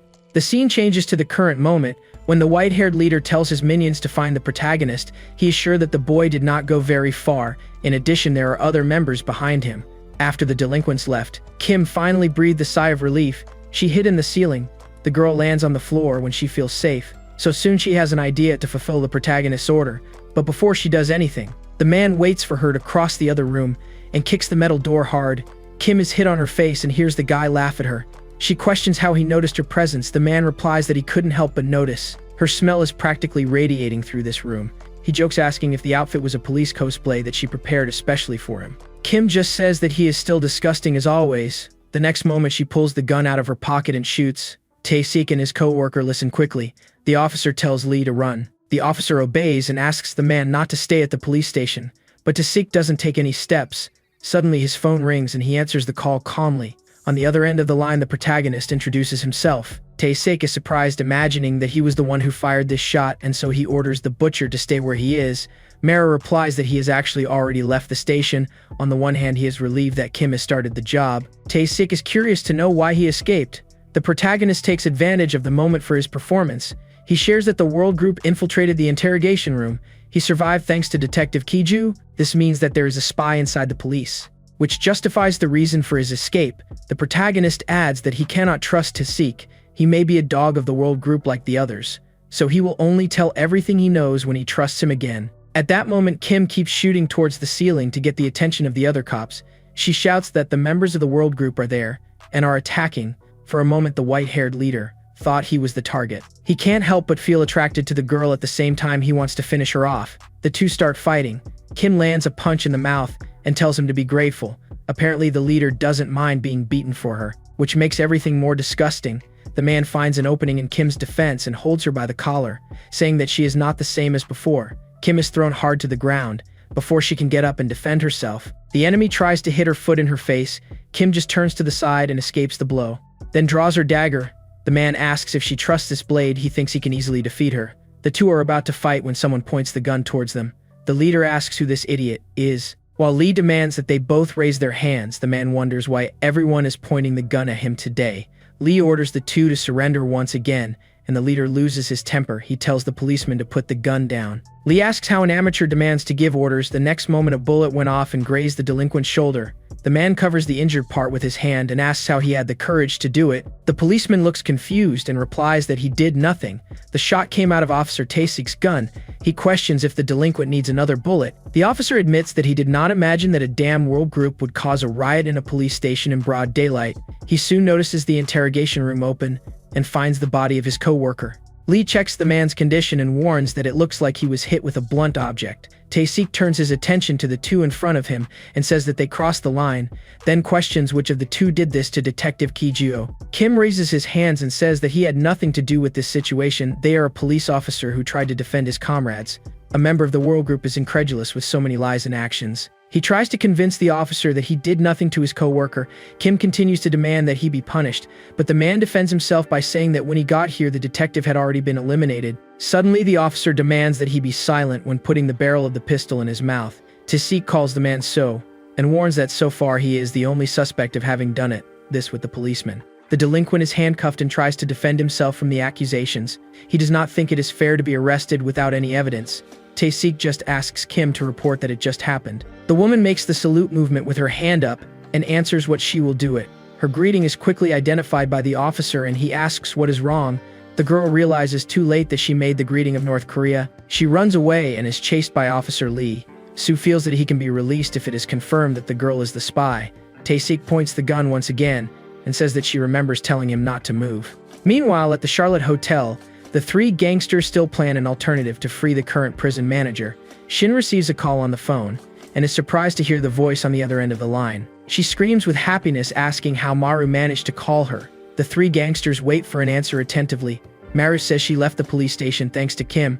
She will be a little late because of the mess she has to solve. He said he would go straight to the hotel when he left the police station, but he just realized that he is being followed. For now, there is no problem because Maru is in an area near the police station. So far, he has only seen 3 or 4 people following his steps, so thinking about it, the protagonist gave up on returning to Charlotte. It will be dangerous if the bandits go there. In that, one of the members of the world group pulls the dagger and advances towards Maru. He just uses an apple to block the man's vision. Shin thinks that the best thing to do is to send reinforcements. However, the protagonist thinks it's a bad idea. Unju can show up at the hotel and start a new mess, so he promises to try to solve the problem without drawing too much attention. Maru uses an acupuncture stroke to knock the man unconscious. Then he puts the body in a dark alley. Maru feels that things can get worse in seconds since he is in a place with many people. Shin asks what she should do, and he replies that she should take care of the unconscious men. After that, another delinquent crosses her path, but receives a blade blow before even taking the dagger. The protagonist asks Shin to prepare a car for escape as soon as possible. The president agrees and the call ends. Maru realizes that the bandits are not coming towards him all at once, but rather coming one by one, probably because they want to gain time. In this case, he prefers to run, so all the hidden people will have to move. Maru was right, and the agile men followed him. One of the bandits waited for him hidden in an alley. His sneak attack was of no use. The protagonist dodged and counterattacked, then pushed the body and kept running. The chase became fiercer. The men entered the alley and were defeated in less than a minute. Maru left the place without a scratch. Then a car stopped and the driver called him by name. The protagonist assumed that it was the car he asked for from Shin and soon got into the vehicle. A little impressed by Charlotte's agility, he calls Shin and comments on it. But the woman yells that this is not her team's car. In fact, the vehicle that was supposed to pick him up left a few seconds from the hotel. Shin is worried and he says he will call back later. The boy takes a deep breath and looks at the driver. The creepy smile on his face proves that he is a member of the World Group. Suddenly, the man hits the brakes and the car goes out of control. Meanwhile, in the narcotics department, Tae-sik wonders why Maru is involved in all the incidents. He seems to be a big threat to the World Group. The officer gets thoughtful. The security cameras have been turned off and a police officer has been murdered in the police station. Maybe there really is a spy within the police forces, as Maru said. He unfortunately had to release Soo from prison, since he had no evidence to leave him. Tae-sik convinces himself that the best thing to do at this point is to go back to his old ways. The scene changes to the protagonist. The driver accelerated the car trying to stop him that he got out of his seatbelt, but it was no use. Maru kicked the steering wheel several times for the man to lose control. The car ended up hitting a concrete pole. The protagonist got out of the vehicle a little dizzy. He thinks about what just happened. They shouldn't know his route or destination, but they knew the exact location and followed him. That car stopped right in front of him. He doesn't understand how all his steps were tracked. At that moment, Maru checks his body and finds a location tracker. The protagonist has the feeling that he is not the target. They were probably just preventing him from going back to the Charlotte Hotel. This means that Shin is in danger. Without thinking twice, he calls the president and asks where she is. Shin finds the question suspicious, but replies that an emergency work has arisen. She received the news that her father's health suddenly worsened, and he was transported to the hospital. So Unju took the opportunity to hold a council meeting. She needs to check her father's health, but first she asks the protagonist to send the new location. She will send a new car to bring him back to the hotel safely.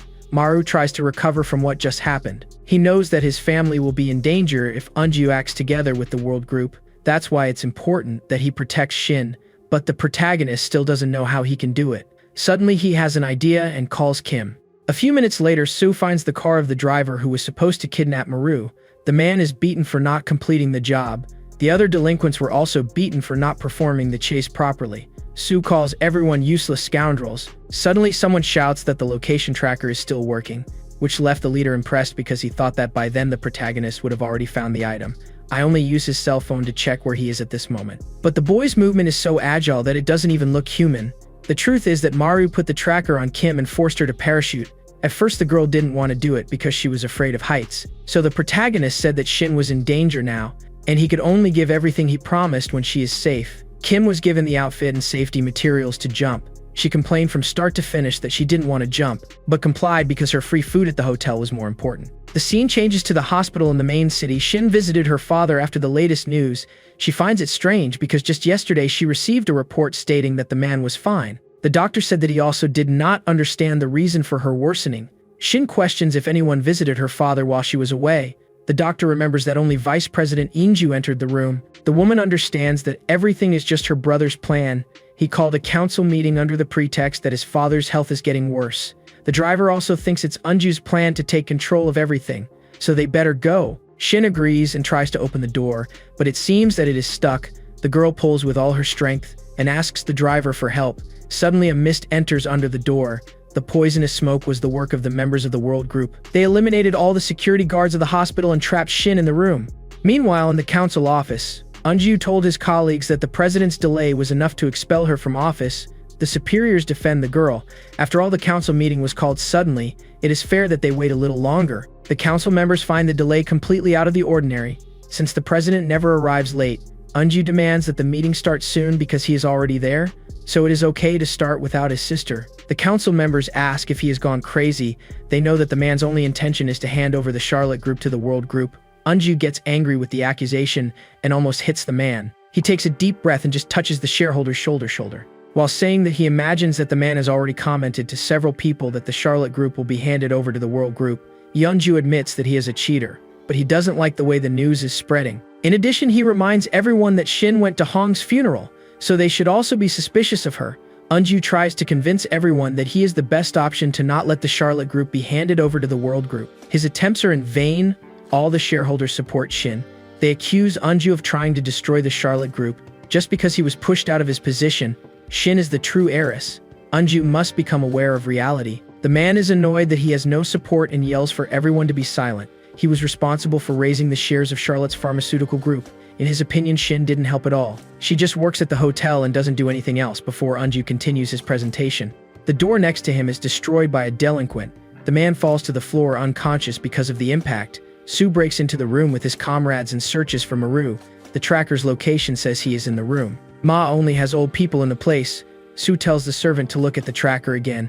The man shows that the location of the target really is where they are. In this case, Soo demands that the place be turned upside down. He didn't know that the location was actually thanks to Kim, who was holding back so as not to fall outside the building. At that moment, Eunju complains about being hit by the door, and he asks how someone had the courage to do this to the vice president of the Charlotte.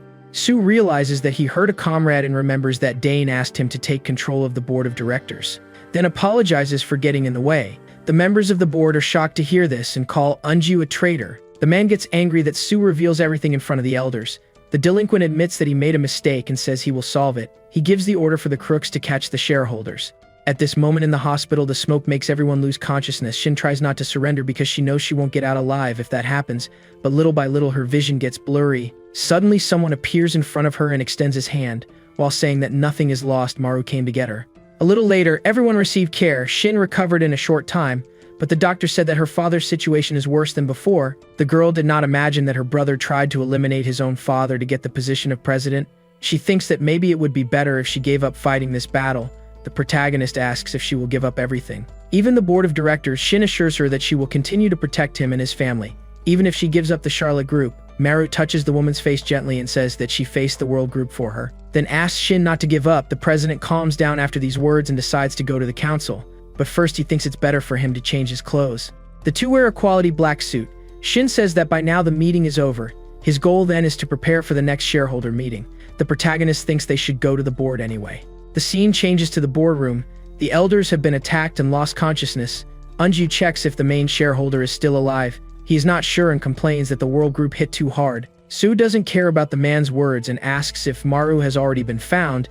The bandits are still looking for the butcher. Yeonju is worried that the blame for the incident will fall on him. But the vice president soon has an idea and says he wants to talk to Soo. The delinquent doesn't pay much attention, so Eunju questions what he thinks Dane will do when he finds out that he ruined everything. Soo doesn't like the vice president's threatening to, but Eunju says that actually wants to make an offer. He knows that the delinquent hates Kijong and says he can help defeat him. It shouldn't be difficult for Charlotte's president to do that. So understands that he will have to make Eunju become the president first to get this help. Anyway, he agrees, and the two shake hands to seal the deal. Soo asks what he should do to help him. Eunju says that he should finish off the directors. The delinquent works quickly and pushes a shareholder out the window. Kim sees the terrible scene.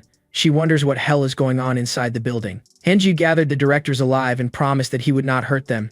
He displays a power of attorney for the shareholders meeting. Then he says that all he has to do is for the directors to support him with his actions. Shin's loyal supporter is against signing anything. A proxy vote should not even be taken seriously. Eunju threatens the man to force him to sign. Park refuses and is beaten. The directors fear the same fate if he does not sign the power of attorney. Shareholder Park falls to the ground unconscious, so the bald director kneels on the ground and promises to do anything for his life. Just listen to this president give the orders even with the support of one of the directors. The vice president thought it was not important, so the guy had the same fate as the first shareholder and was pushed. At that moment, Shin's other ally takes the power of attorney and tears the half. He makes it clear that he would never sign anything, even if his life depended on it. Yeonju says he expected this reaction from Kang. No wonder he was his father's right-hand man for many years. But Eunju knows Kang's weak point. If he passes away, the shares will go to his wife. Then she will have the same end if he doesn't sign the power of attorney. Kang can't deal with those threats when the target is his wife, in which case he is forced to sign. Sue checks if Maru's location is the same. He wouldn't have to depend on Eunju if he had found the butcher. The man assumes that the tracker is broken and accepts that he has lost the boy. What remains now is to deal with corpses. Sue remains with his head down, and when he gets up he finds a person hanging from the building. He wonders if it could be Maru. Kim lets go of her hands to land on the ground, but Sue holds her arm before she can fall. Then back to the council room. Sue, sure he has caught the protagonist. Eunju is so happy with the news that he doesn't notice a man about to fall on him. Sue notices the attack in the silence outside the room. It is clear that his men are not there. The next moment the protagonist enters the door, Sue is surprised and asks if there are two Maru. He is in doubt, but notices that now he finally has his target. So the delinquent advances towards Maru. The protagonist holds the dagger firmly. At that moment, Kim attacks Sue with a kick to the neck.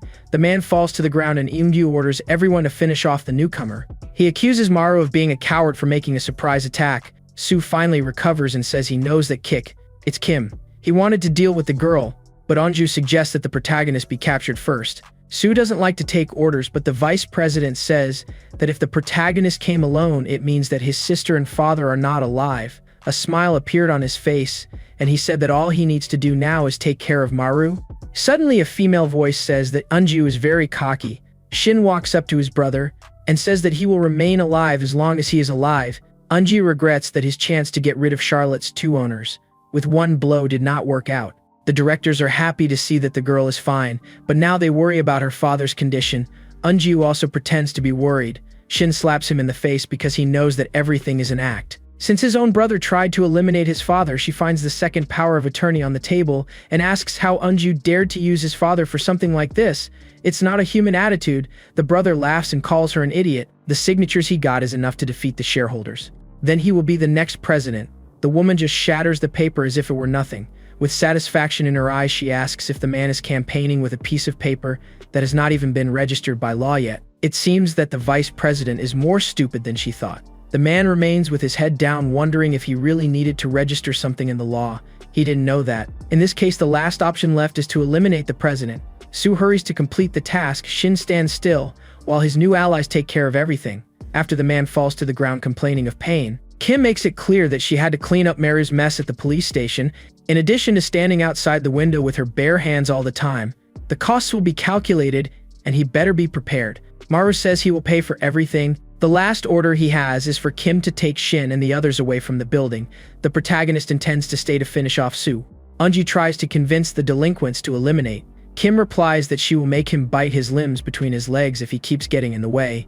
The delinquent Sue decides to put Maru aside for now and attack Shin. His attack is blocked by the protagonist's dagger. The president asks him to be careful. The delinquent realizes that it will be very humiliating if he ends up with the boy in front of his beloved, so he decides to do it. Maru ends up getting distracted and a cut made on his neck. He blames himself for this and realizes that the opponent's water is really powerful. The fight continues between the two. Although the delinquent is good, he is far from being compared to Chief Hong and Chief Kijong.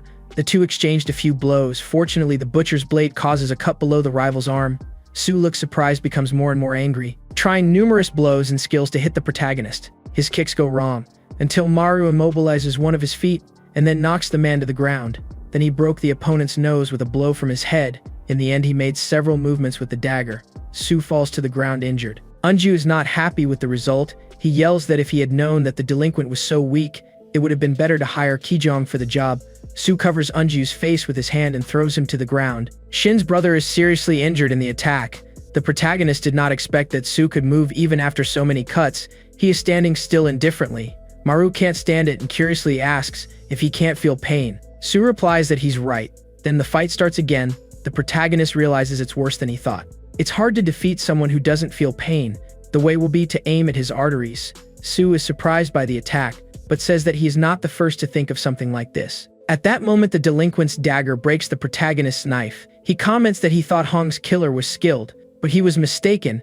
After these words, he grabs the protagonist by the trunk and throws him at the concrete wall. So wants to finish this as soon as possible because he intends to finish Kim.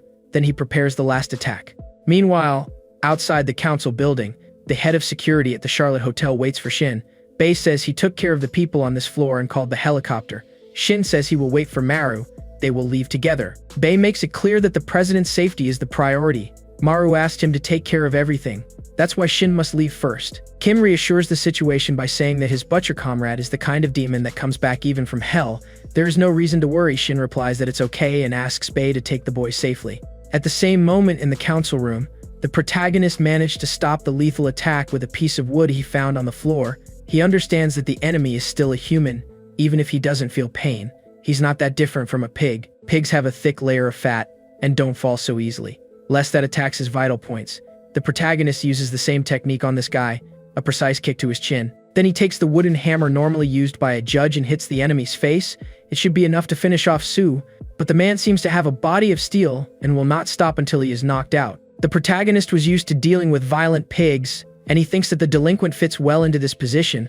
Thinking about it, the next step is to immobilize his movements little by little. Then the attack is directed at the gangster's hand. The sound of the broken bone is heard by the two men. Despite this, Sue continues to attack. Maru then breaks his ankle with the same hammer. The lunatic gets more and more excited and says that he can't be overcome with this alone. The protagonist knows that he is right, and another idea comes to his mind. He touches the rival's chest and performs the Kijuong technique. The blow moves directly into the receiver's guts, so the protagonist is sure that this time the victory is his. At that moment, Sue spins in the air and falls to the ground, apparently defeated. Maru breathes a sigh of relief. This technique takes a heavy toll on his body as well. Suddenly he hears Sue whispering. The protagonist can't believe he endured it. The delinquent stands up with a scary smile and says he will test the same technique on him. But before he takes another step, Sue spits red liquid and falls to the ground motionless. The technique took a while, but fortunately it took effect. At that moment, Bae enters the room, all injured. He says that Maru needs to get out of here immediately. It is clear that the man has encountered enemies on the way. Bae informs him that the forces of the world group are outside. Meanwhile, at the Charlotte Hotel in Busan, Shin leaves the helicopter and calls Dane. She asks if the woman really wants to start a battle. Shin understands that the world group is acting this way because the president is absent. But what the group did today crossed the line by directly attacking its headquarters. Some Charlotte executives were eliminated in public. There is no doubt that the orders came from Dane, so Shin demands that she take responsibility. Dane only replies that the cleanup will begin soon, and it is not just the Charlotte group that is in trouble. While Bae and Maru try to leave the council building, the members of the world group wait for permission to enter the Charlotte Hotel. Obviously, the main targets are the protagonist's family members. The world security manager named Lee is the commander of the attack. He allows the men to enter to eliminate any tenants. The bandits obey, but it soon becomes clear that there is no one in the hotel. Lee says that it could be an ambush, so it is better to check all the rooms. The men invade everywhere and there is no one. It is strange because imagine the Charlotte group abandoning their own base. Apparently, they really took everything and left. Lee is dissatisfied with the situation because that way he will have to work harder than necessary. At that moment, someone calls his attention to a new problem. All the doors of the salon are locked. The elevators are not working either. Lee panics when he realizes that he has fallen into a trap. Charlotte trapped him on purpose. Suddenly, an explosion takes over the hotel lounge. Back at the council building, Kijuong finds the body of Sue, another member of the world group who couldn't handle Maru. At least Sue is still breathing. Suddenly, Kijuong notices something surprising. His technique was embedded in the delinquent's chest. He smiles. It seems that his student is getting better and better.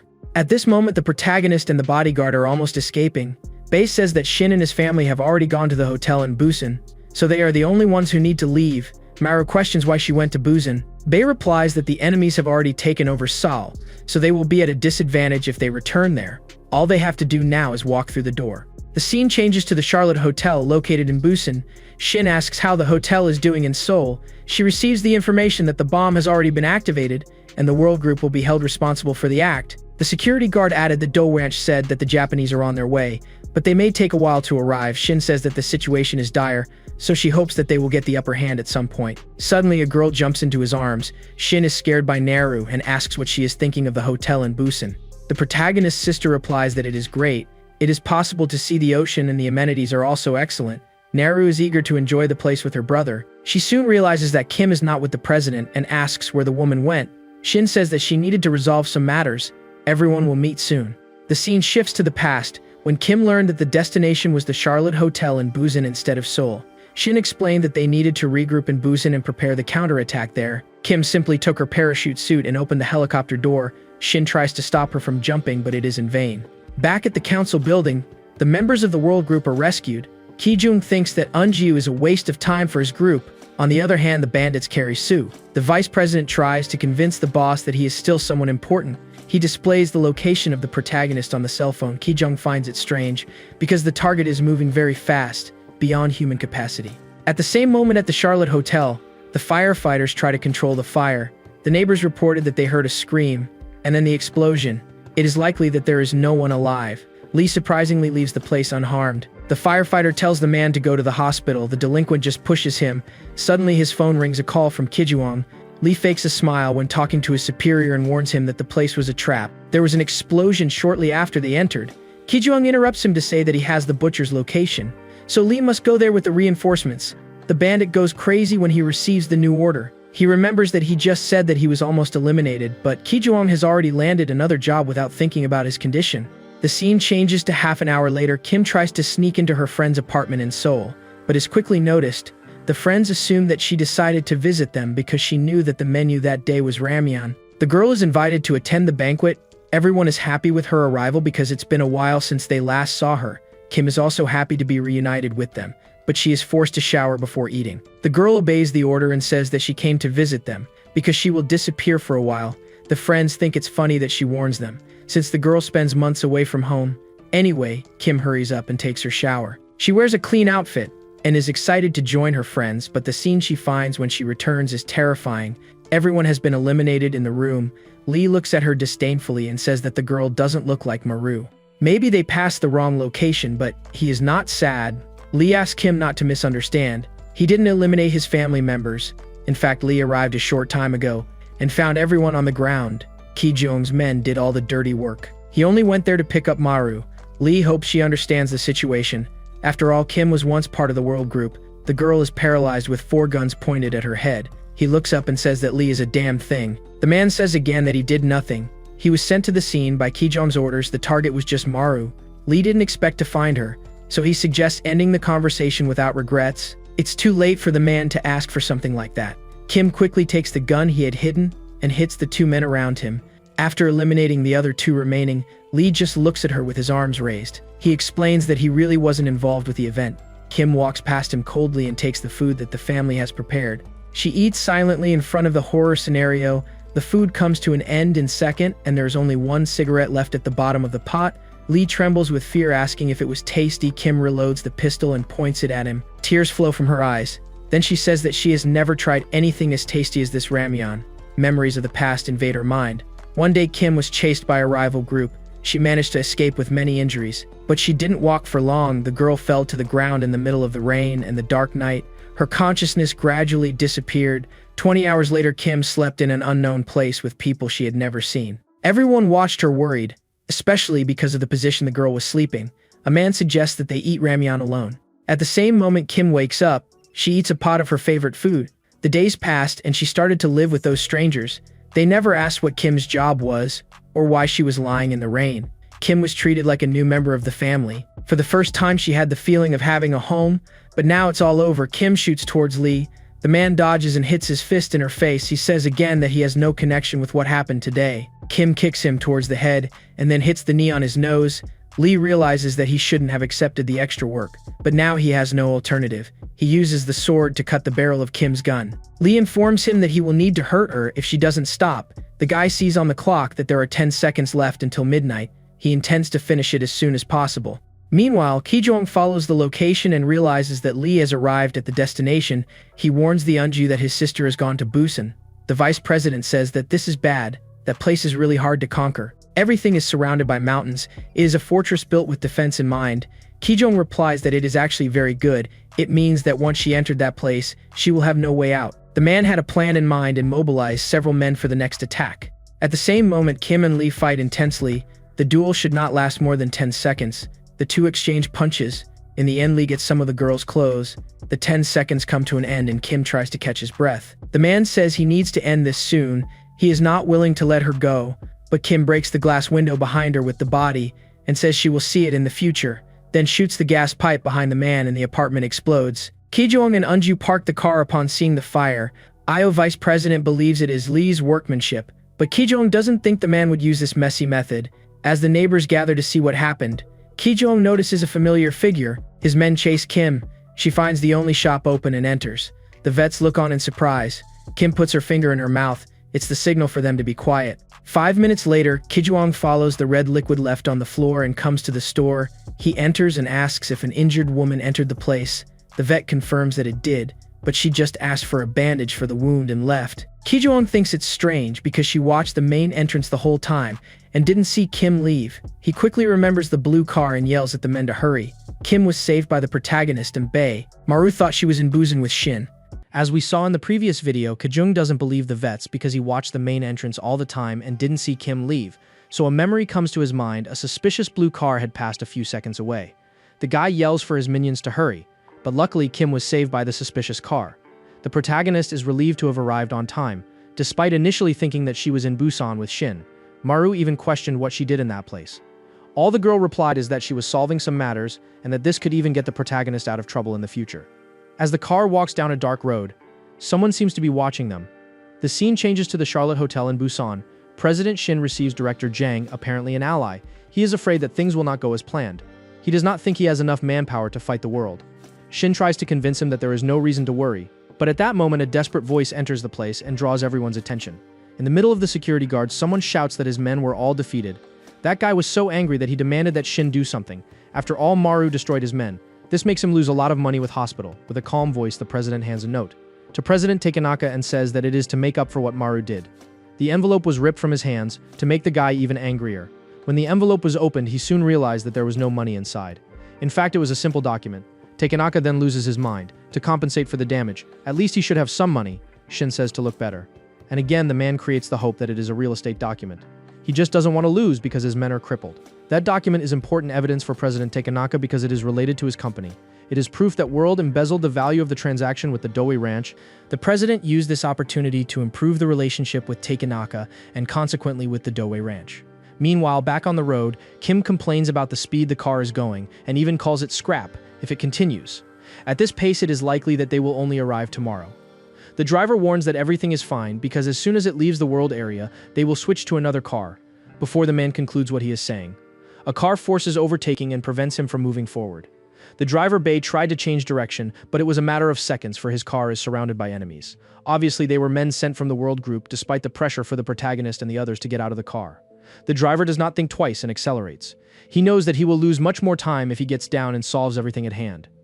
In addition, there is a risk of Maru and Kim being injured. The frog car has an incredible speed, while the driver seems desperate. Kim finally opens that suitcase that she brought and looks suspicious. Then she tells the butcher that he has nothing to worry about, because she can solve it. The gun that the girl held was so big that she needed a lot of space in the back of the car to position herself with an infallible aim. Kim shot like a professional sniper. The two cars blocking the passage were hitting the tires, preventing them from continuing on the way. The enemies, thinking it was a hero, tried to avoid the bullet. But it didn't help at all. It even made the situation worse for them, who ended up colliding with each other.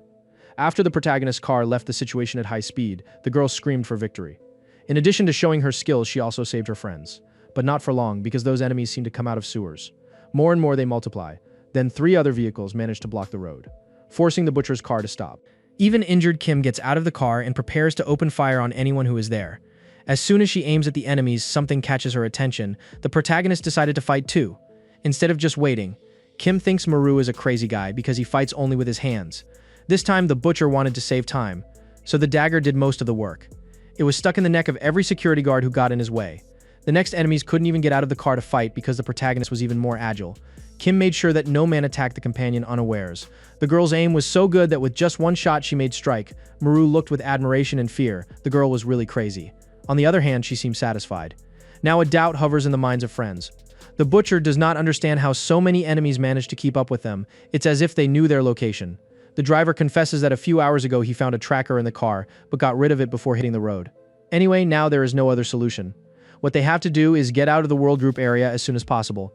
Then the 3 take the car more intact in the situation that belonged to the enemies. Maru says that it is not good to stay so long with that car. Suddenly, a voice comes out of the vehicle's radio. Someone on the other end of the line says he has a report.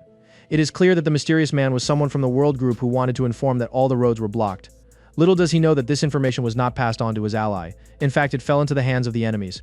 Now the driver Bei realizes that there is no way to follow a dirt path. The only route left is sea or air, but probably the world group will be watching the sky. Kim considers swimming to Busan. Of course, it's not a good idea, so the protagonist turns to a friend who has a boat. In a few minutes, the group arrives in the bay, where the cruise ship is anchored. Kim and Bei's smile goes away when Maru points to the real boat that will take them. A girl with sexy clothes catches the attention of the group, so Butcher calls attention to if it says that his friend is the guy who is sitting, not the beauties. Gisun walks up to the Butcher while female voices echo for him to stay with them. Maru expected a greeting hug, but Gisun couldn't disguise her true interest, like a good knight who removes his own clothes to warm up a defenseless girl. Gisun hopes to conquer Kim, but she's not the kind of beauty who likes to be flattered by men. With the following scene, we realize that his aim is not good only with gun, that kick between Gisun's legs may even prevent him from having children in the future. Meanwhile, Maru and Bei watch the scene in silence. Gisun hurried to invite them to get on the boat and go to Busan. I feel like he just wanted to get away from the situation. Back in the lobby of the Charlotte Hotel in Busan, Shin began the meeting with his allies in order to emphasize one last important thing. The data displayed on the screen reveal that the difference in power between them and the world group is threefold. Given the great difference in power, the more intense the fight, the greater the damage. The executives of the Charlotte Group watched the meeting in silence, in addition to the chairman Kim Dong-ho of the Charlotte Department Store. The chairman Seok of the Charlotte Pharmacy and the chairman Takanaka of the Livestock Store also waited for the woman to speak attentively. The first to intervene was Seok, because he does not feel confident in fighting the World Group. Honestly, with so many delinquents and superior people in that group, it is sincere to question what are your chances of winning. If all you have in mind is to fight desperately without any strategy, then what remains is to trust 10% victory. President Shin assures that if the executives follow the plan, the chance is 50%. And if everyone in this place understands the strategy and moves organically, then the victory is 80% guaranteed. The president of the group, Charlotte, was so firm in her words that the executives did not have to object. They are determined to continue with the alliance. The meeting ended with applause and praise for Shin. On the other hand, the woman smiled as she remembered our Butcher. She mentally says that she only needs him to take down the world group. Meanwhile, on Jisun's boat, for the first time, the Butcher's group is silent. Kim holds an image in her hand and seems to remember a happy past. Maru approaches when he notices her mother's photo. He genuinely hopes that the woman has not stayed in North Korea. Kim sadly says that he does not know if his mother is still alive. In a matter of seconds, the girl's sad voice turns into anger. She thought she had found people similar to her mother, but she was mistaken. While putting the anger out, Maru opened a can of soda and offered the girl. Kim did not have an easy life. She is only trying to survive after she lost everyone around her. Family, friends, and even her mentor are not alive. Maru feels he needs to take care of her. Kim thanks her for the comforting words, but he could have brought a fish to accompany the soda. The Butcher patiently replies that they will have no rest until they arrive in Busan. While the two chat amicably, in the cabin of the yacht an unfriendly conversation takes place. The protagonist he may not have noticed anything strange since he met his friend Gisun, but the experience of the driver Bei did not let him rest. He appeared in the cabin and pointed a gun at Gisun, then questioned how he knew that the destination was Busan if the protagonist did not say anything over the phone. Maru's mysterious friend seems to feel no fear or discomfort. Instead, he tries to control the situation by saying that the driver may not know three things. The first is that Maru worked for the World Group as a butcher. The second information is the stock market rumors about Charlotte and World coming into conflict. The third is that there is road surveillance and air travel from Seoul. It was by following these three pieces of information that Jisun came to the conclusion of what Maru's fate was. The summary is simple. Maru was involved in the conflict between the World Group and Charlotte. Kim was injured trying to escape a dangerous situation. The roads and planes are blocked. What prevents them from fleeing Seoul? The only remaining option is by sea. Besides, there is no other route by sea that does not reach Busan. That was Gisun's explanation. Bei is surprised because in fact everything he heard makes sense, but still does not explain why Gisun is taking so much risk by helping Maru. Of course, the situation they are in is dangerous. A smile appears on Jisun's face. Quickly, his voice Kalma says that Maru and his family are his benefactors. The driver Bei left the cabin in silence, only to find the protagonist outside, who with a smile this afternoon questioned if now all doubts about his friend have been clarified. Bei is still not 100% satisfied, so he wants a quick summary of the guy's life. The Butcher begins by telling that his friend at the age of 13 became the youngest Asian chess master. Soon after, Jisun received recruitment offers from several intelligence agencies, but rejected them all. Currently, the guy is a fund manager, managing assets for some bigwigs. At the same time, the bodies of the enemies of the World Group were found. Kim even had her skills recognized by the group. That girl has such a good aim that she always knew when she was the one who put an end to someone. Kijong also knew the skills of the former ally, so it wasn't difficult to find different traces in other of her men. Hitting vital points with such precision, with the help of a beautiful sharp dagger, was not customary in Kim's fight. Which comes to the conclusion that those men can only have been eliminated by Maru. He wastes no time and says that he needs to go to Busan. The lunatic man is even more willing to deal with the Butcher with his own hands. The scene changes to the World Group building. The vice president, Crazy Taewung, says he wants to serve a bowl of Charlotte Group soup, and Shin must be in it. All the World Group executives are heading towards Busan to defeat Shin once and for all. The president of the World Group Investment Bonds has gathered as many affiliates as he could. Everyone is ready to arrive Busan. The first car of the world group left towards its destination. In the lead is the director of strategic management, Soo. The crazy guy is carrying an arsenal of heavy weapons, never seen before in Korea, in addition to applying an injection of stimuli to his own body. The guy wants to arrive with resistance to deal with enemies. Meanwhile, back at the home of the family that welcomed Kim, the firefighters try to control the fire. That neighborhood has been the reason for many attacks lately, and they don't know why. Inside the house, a person recovers from the flames. I don't know how the guy just didn't explode with Kim's attack, but how we can see he is alive. And before he could fully recover, his phone rang an order from Kijung. Everyone in the world group must go to Busan. The guy quickly agreed and the call came to an end. Now he could finally complain about not getting any time off from work. To make matters worse, this is not the best time to write his resignation letter. As soon as the day dawned, some men from the world group were already in position waiting for any enemy attack. Soo joined the team, and someone asked him how he felt after the drug. Although everyone in that place worked for the same group, Soo was not so loved by his companions. Some wanted him to just come back and not get in anyone's way. Soo forces a sympathy that doesn't really exist, just to improve the atmosphere, but a doubt hovers in his mind. He doesn't understand why simply the men are waiting outside the Charlotte Hotel. The guy was informed that there are many civilians inside the hotel. It's not a good idea to enter at that moment. Soo thinks it's stupid to wait for the best moment. He remembers that Kijung sent them there to do it. Another ally replies that it's true that they received orders, but that doesn't mean they should be reckless. Shin follows the discussion attentively from the hotel window. Apparently the so-called Seonggol line with traditional gangsters, mercenaries and athletes are not doing well in the world. They often disagree with each other. On the other hand, the Jingle line has grown tenaciously from the bottom up. It was not always like this. When manager Hong was alive, the conflict never came to light. But now they're probably so far apart because they're comparing their performances. The first hound of the world group makes the decision for himself to invade Charlotte. The Park boss is stopped before any failed move. The ally shows that there are too many civilians in the lobby. Park just says to ignore them and go up the stairs. After all, the only objective here is Shin Yoon-young. Park took a matter of seconds to realize that he was not facing a simple service. He immediately went on alert when he realized that all the civilians in the luxury hotel were men. The madman didn't have much to think about after that, because his head flew. It seems that the blade of Shin's men were very sharp. In a few minutes, Park's allies, who were encouraged to enter the hotel, had been eliminated. The lead of the attack was Takanaka. Outside the hotel, Kijung noticed without concern something red running down the entrance door. All that went through his mind is that the number of competitors has just decreased. No one cares that much about each other's lives in the world group. But Chief Park's haste to attack only proved how stupid he was. That's why the guards thought twice before entering the hotel. On the other hand, Soo thought differently. He took his own vehicle and drove at high speed towards the entrance door. Then the armed men got out of the car and started shooting. The next objective was to break into the stairs and go upstairs. After Soo took the initiative, the other guards decided that they wouldn't let him take all the credits, so they split. While some went downstairs, others attacked upstairs. Shin's brother expected Kijung to protect him during the entire moment of attack on his sister. The guy, besides being a traitor to his own sister, he's also a loser. The world group keeps splitting up to attack President Shin. She is happy for that. Due to the narrow nature of this hotel, its power is limited. It won't be difficult to take away the will of one's own strength if they exploit the opponent's weaknesses. This whole plan of the president was passed on to a familiar guy. Gisun listened to everything carefully and said that it was a plan worthy of an heiress of the Charlotte group. At that moment, the first group that split up and went to the parking lot noticed something strange. Downstairs, there were no civilians or men from the Charlotte group. The leader of the group realized that it could be a trap, so he decided to warn the group to be attentive, which did not work out very well because the attack unleashed by the allies of Shin was so precise that the men did not have time to think. Simply several speeding cars crossed parking lot, taking half of the enemies. The leader doesn't care about the loss of some guards. The truth is that he always wanted to fight Maru and thought that the protagonist would be there to fight him. We can't deny that the guy was good with the blade. The attack continued in the parking lot. While the world group continued to split up in the hotel, the next team we will see gathered some data from the place. It was the least they should do since they were going to attack. The information was simple.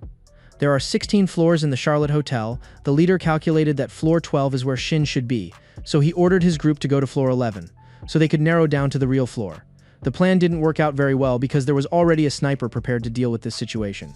So the group didn't even arrive at their destination. The bullets came from the hallway. The leader had no doubt that the sniper was Kim. The woman was well positioned and used her good skills to block access to floor 12. At the same time, the enemy who survived the attack in the parking lot now wanted to face Maru more than anything. So he went up the hotel elevator in search of the butcher. He thought that the Charlotte group certainly wouldn't have mobilized many forces to the front line. After all, it is necessary for Shin's security to be better. It was with this in mind that the leader was lucky enough to stop exactly on the floor where Maru was. Without any introduction, he attacked. The scene changes to a few hours ago, when Maru and Kim finally arrived at the Charlotte Hotel in Busan. They were greeted by Shin and the executives. The first to introduce himself was Takanaka, the president of the Dowei Ranch. The butcher does not have good memories because it was the place he destroyed in Japan. He had no doubt that his executive hate him. Even so, Maru says to forget the past. After all, they are being allies at this moment. Takenaka did not seem to have forgotten the past, because he used a gun under the table to aim at the protagonist. That action did not go unnoticed by Maru's eyes. He was already trained and could finish off the executive right there with just a pen. Takenaka felt he couldn't challenge him at that moment. They both looked at each other with a lot of hatred. Tempers were calmed by an angelic voice. Shin must remind them that they all have a common enemy, the World Group. The scene returns to the present moment. Maru's enemy was confident that his baton would catch anyone off guard. Even so, his attack was blocked, and he doesn't understand how it could have happened, but declares that he is worthy of someone who eliminated his own benefactor. That guard of the World Group made several moves waiting for one to hit the protagonist. Maru notes with at no time so far did he just dodge the attacks. The enemy noticed the movements in front of him clean and uncomplicated. On the other hand, the butcher also analyzed him. The opponent makes good use of the sword, quick and controlled blows. It wasn't just anyone, he is a true swordsman. Maru couldn't stand the curiosity, asked why the man was so angry with him. With eyes red with hatred, the answer came soon after. The enemy did not accept what the protagonist did to Hong. The person who is facing Maru right now is someone who lived with Hong in the pigsty. He saw the mentor as a king while he was nothing but a pig. A few years later, the guy served Hong and everything seemed perfect. He could live his whole life like this. But then he rose through the ranks within the World Group. Even though they served the same group, now they worked in a different category. This was no reason for the guy to stop admiring Hong. He was still his idol. So now the guy wants an explanation from the protagonist. He needs to know why that brat eliminated his idol. Maru is surprised when his sword is destroyed into hundreds of pieces after a collision. The hostile man really isn't there to play. At the same time, in another area of the hotel, Kim suffers a surprise attack from a smoke bomb. The enemy regrets that it is not Maru at the end of the corridor. Kim does not abandon the position, thanks to her perception skills. She manages to block the dagger with the help of her weapon, but it is not enough. The man hits her face with a precise punch, and angrily he questions how much the Charlotte group gave her to go to their side. It doesn't matter now because he is willing to pay triple for Kim to go back to work for them. The girl ends up letting it slip in what was in her hands, and almost I don't have a face hit. With a firm voice, she makes it clear that she would never serve a scoundrel man like the one in front of her. The opponent declares that in this case she won't get out alive. Kim dodges the blows. So a piece of information makes her worried. The guy says he's going to send her body to her companions in Goshiwon. Kim realizes who is the real villain who sent those men to eliminate her friends. Now she's facing the person who really deserves a rematch. This only makes the girl angrier, and she finally stops defending herself and starts attacking. Kim slides nimbly and lands a kick in the man's stomach. He is thrown against the wall but recovers and gets up. The man replied that it was all part of his job. Eliminating people is part of his job, especially those who are in his way. Kim makes it clear that his end will not be so easy. The scene goes back to Maru. He still tries to understand the enemy he needs to deal with. Due to his sword being so long, this forces Maru to move a lot to dodge, even if he tries to aim at the moment right after the enemy swings. It's not easy because of his power to skillfully wield that long sword. Maru is right that his enemy is a monster with multi-dimensional abilities, which makes it difficult to find his weak point or loophole to make matters worse. The current enemy seems to be strong like Director Hong. Thinking about it, the protagonist only has one solution, after blocking the enemy's sword attack with what is left of his sword. Maru remembers that during his fight with Director Hong, he did not avoid him, but faced him head-on. This action only makes the enemy even more angry, because it seems that the protagonist is facing him with a sense of superiority. Thanks to this, the guy leaves his arm without any protection, which makes the butcher take advantage of the opportunity with a deep cut. The thick red liquid falls to the ground. Maru stops in front of the enemy and positions himself imposingly. Then in a harsh voice he said that if the guy misses Hong so much, no problem because he will soon be sent to the same place as him. This is exactly the spirit that the opponent desirable finds. A smile appears on his face. This reminds him of Hong. The villain is happy. After all, the man who carries the title of Director Hong's assassin should have at least this spirit. Now he feels convinced that he can finish off the protagonist with one blow. But this won't be so easy. The guy doesn't want to be a coward and suggests that the butcher change his sword. What is quickly denied by the protagonist, Maru wants to fight anyway. At that moment, in another area of the hotel, Kijung defeated the guards who blocked his way. With the help of Eungyu, seems to have discovered a shortcut that leads to Shin's room. The loser used his own family's VIP card to make the stopped elevators work again. It seems that he wants more to be accepted and protected by the World Group than to see his sister leading the family business. Meanwhile, Kim challenges the culprit for the passing of his friends. So far the guy says he doesn't understand why. The people of Goshiwon were important to her. The man's words sound like disdain, and Kim doesn't seem to want to make things easy for him. The guy says he can't take this anger at the passing of some civilians seriously. Kim finds a gap in the opponent's defense and hits his face with a slap, while saying that those civilians were his family. The man quickly turns towards the girl's neck and swings the dagger, which almost misses a vital point. He is increasingly angry with the situation because he really doesn't understand the girl's feelings. After all, she also eliminated civilians during her mission. In the end, work is work. In addition, he knows that those people had no blood ties with her. These words only result in another slap in the man's face. The enemy feels humiliated after feeling that her face is swollen. This only proves that the girl is finding several flaws in her defense, so he decides to put an end to it all. Kim avoids the attack by ducking and gives his counterpunch, a well-aimed punch between the ribs. Finally, the man's mouth is hit. After a blade goes through, Kim could easily finish the job.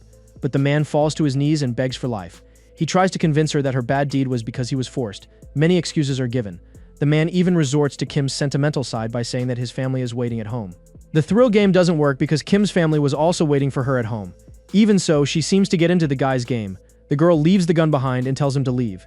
As soon as the man has the slightest chance of eliminating her, he does. But Kim already expected the coward to take the gun, so he advanced his steps and aimed precisely at his skull. The guy tries once again to manipulate the situation by talking about his family, but then the response he gets is cruel. Kim repeats the same words as the man. Anyone who gets in his way will be eliminated. After that, the sound of the shot echoes. Kim finished his opponent. Back to the protagonist. The opponent didn't expect to find someone so skilled. Despite hearing a lot about the butcher, he thought it was all just made-up stories, but it became real. No wonder his idol liked the brat. Besides, fighting someone real doesn't seem like a bad idea. The opponent is like one of those lunatics like Hong who was. The protagonist had dealt with one like this before. In a quick moment of tension, they both run towards each other with the blade in their hands.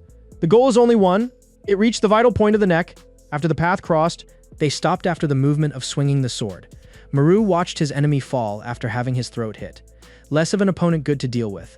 The protagonist decides to use his sword since his note is no longer good for anything. As the last sign of mercy, Maru ensures that the man will find his idol on another plane. Suddenly, the butcher hears someone call his name. A big problem appears for the boy to solve. It turns out that no ally saw Kajong inside the hotel. It's a bad sign.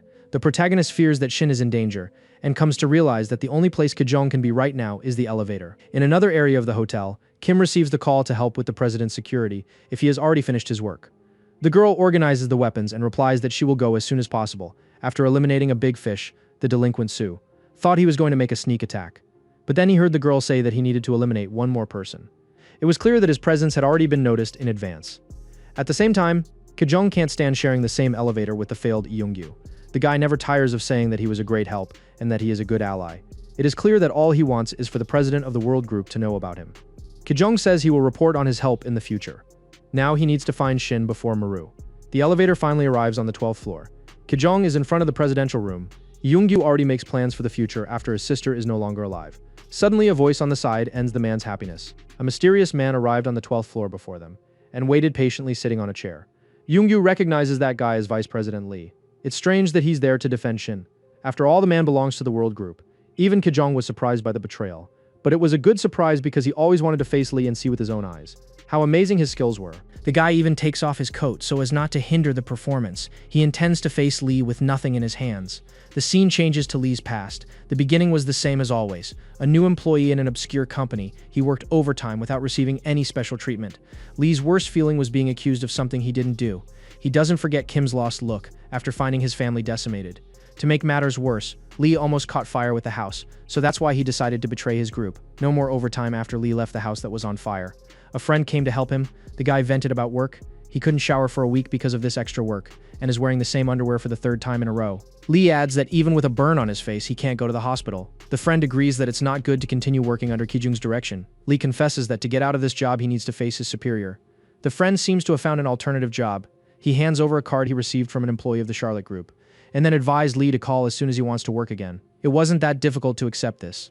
After all, Lee was already planning to cheat on Kijung himself, so after talking to a friend, he scheduled an urgent meeting with President Shin. The woman kindly says that she is happy that he arrived safely. But the man has no time to waste. He immediately questions what she has to offer. Shin replies that he can give whatever he wants. The guy doesn't ask for much. Just maintaining a good work-life balance while working at the Charlotte Group is enough. The president is surprised by the simple request. Lee adds that he also wants the chance to eliminate Kijung.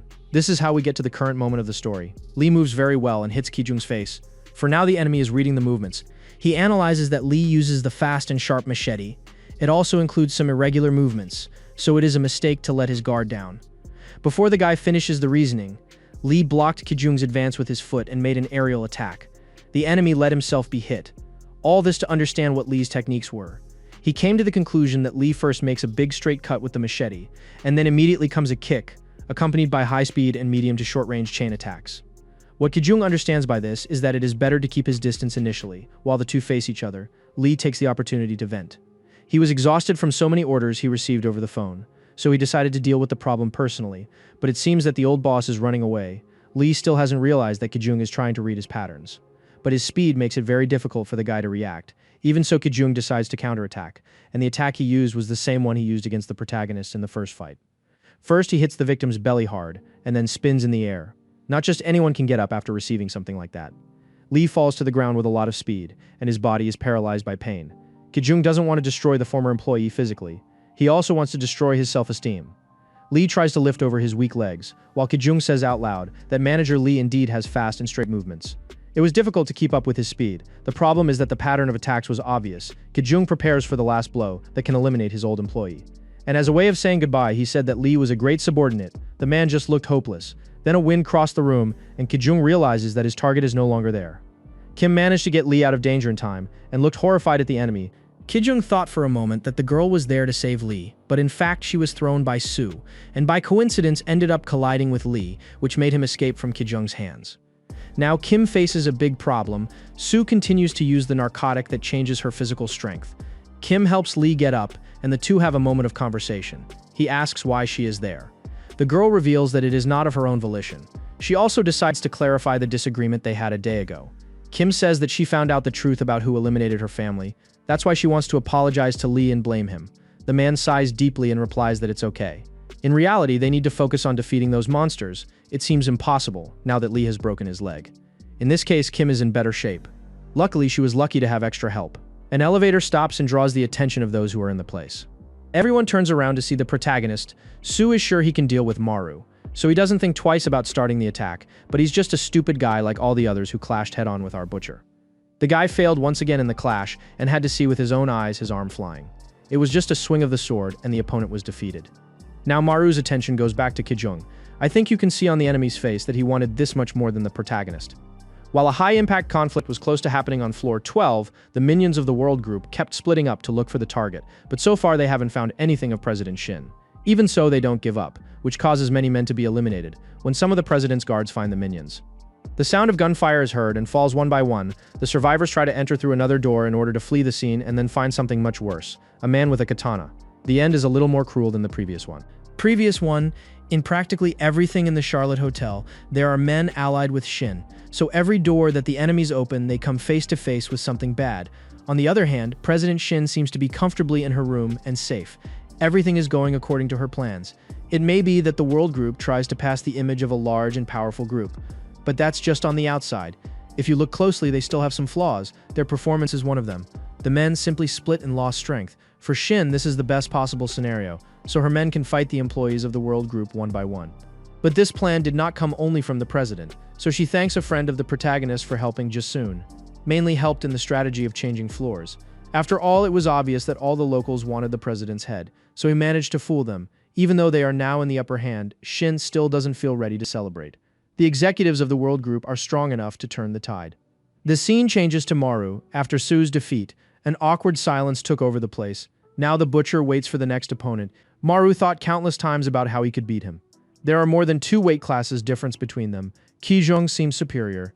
He is a skilled opponent in evasion and thrust techniques. Initially, the protagonist imagined that he could overcome this through the difference between fighting with a knife and with his bare hands. He was completely wrong. There is no way to defeat him using his old methods. This is the moment that the protagonist rethinks his old fights. He is very good at copying the movements of his enemies, and that's what he thought of doing. Hong's old friend gave him a lot of work, because he had a very good technique. Maru plans to do the same. After brandishing a big and heavy sword, Kijung dodges without major problems. He even jokes that the protagonist hasn't improved at all since their last meeting. The guy's intention is really just to make him sad, but it didn't work out very well.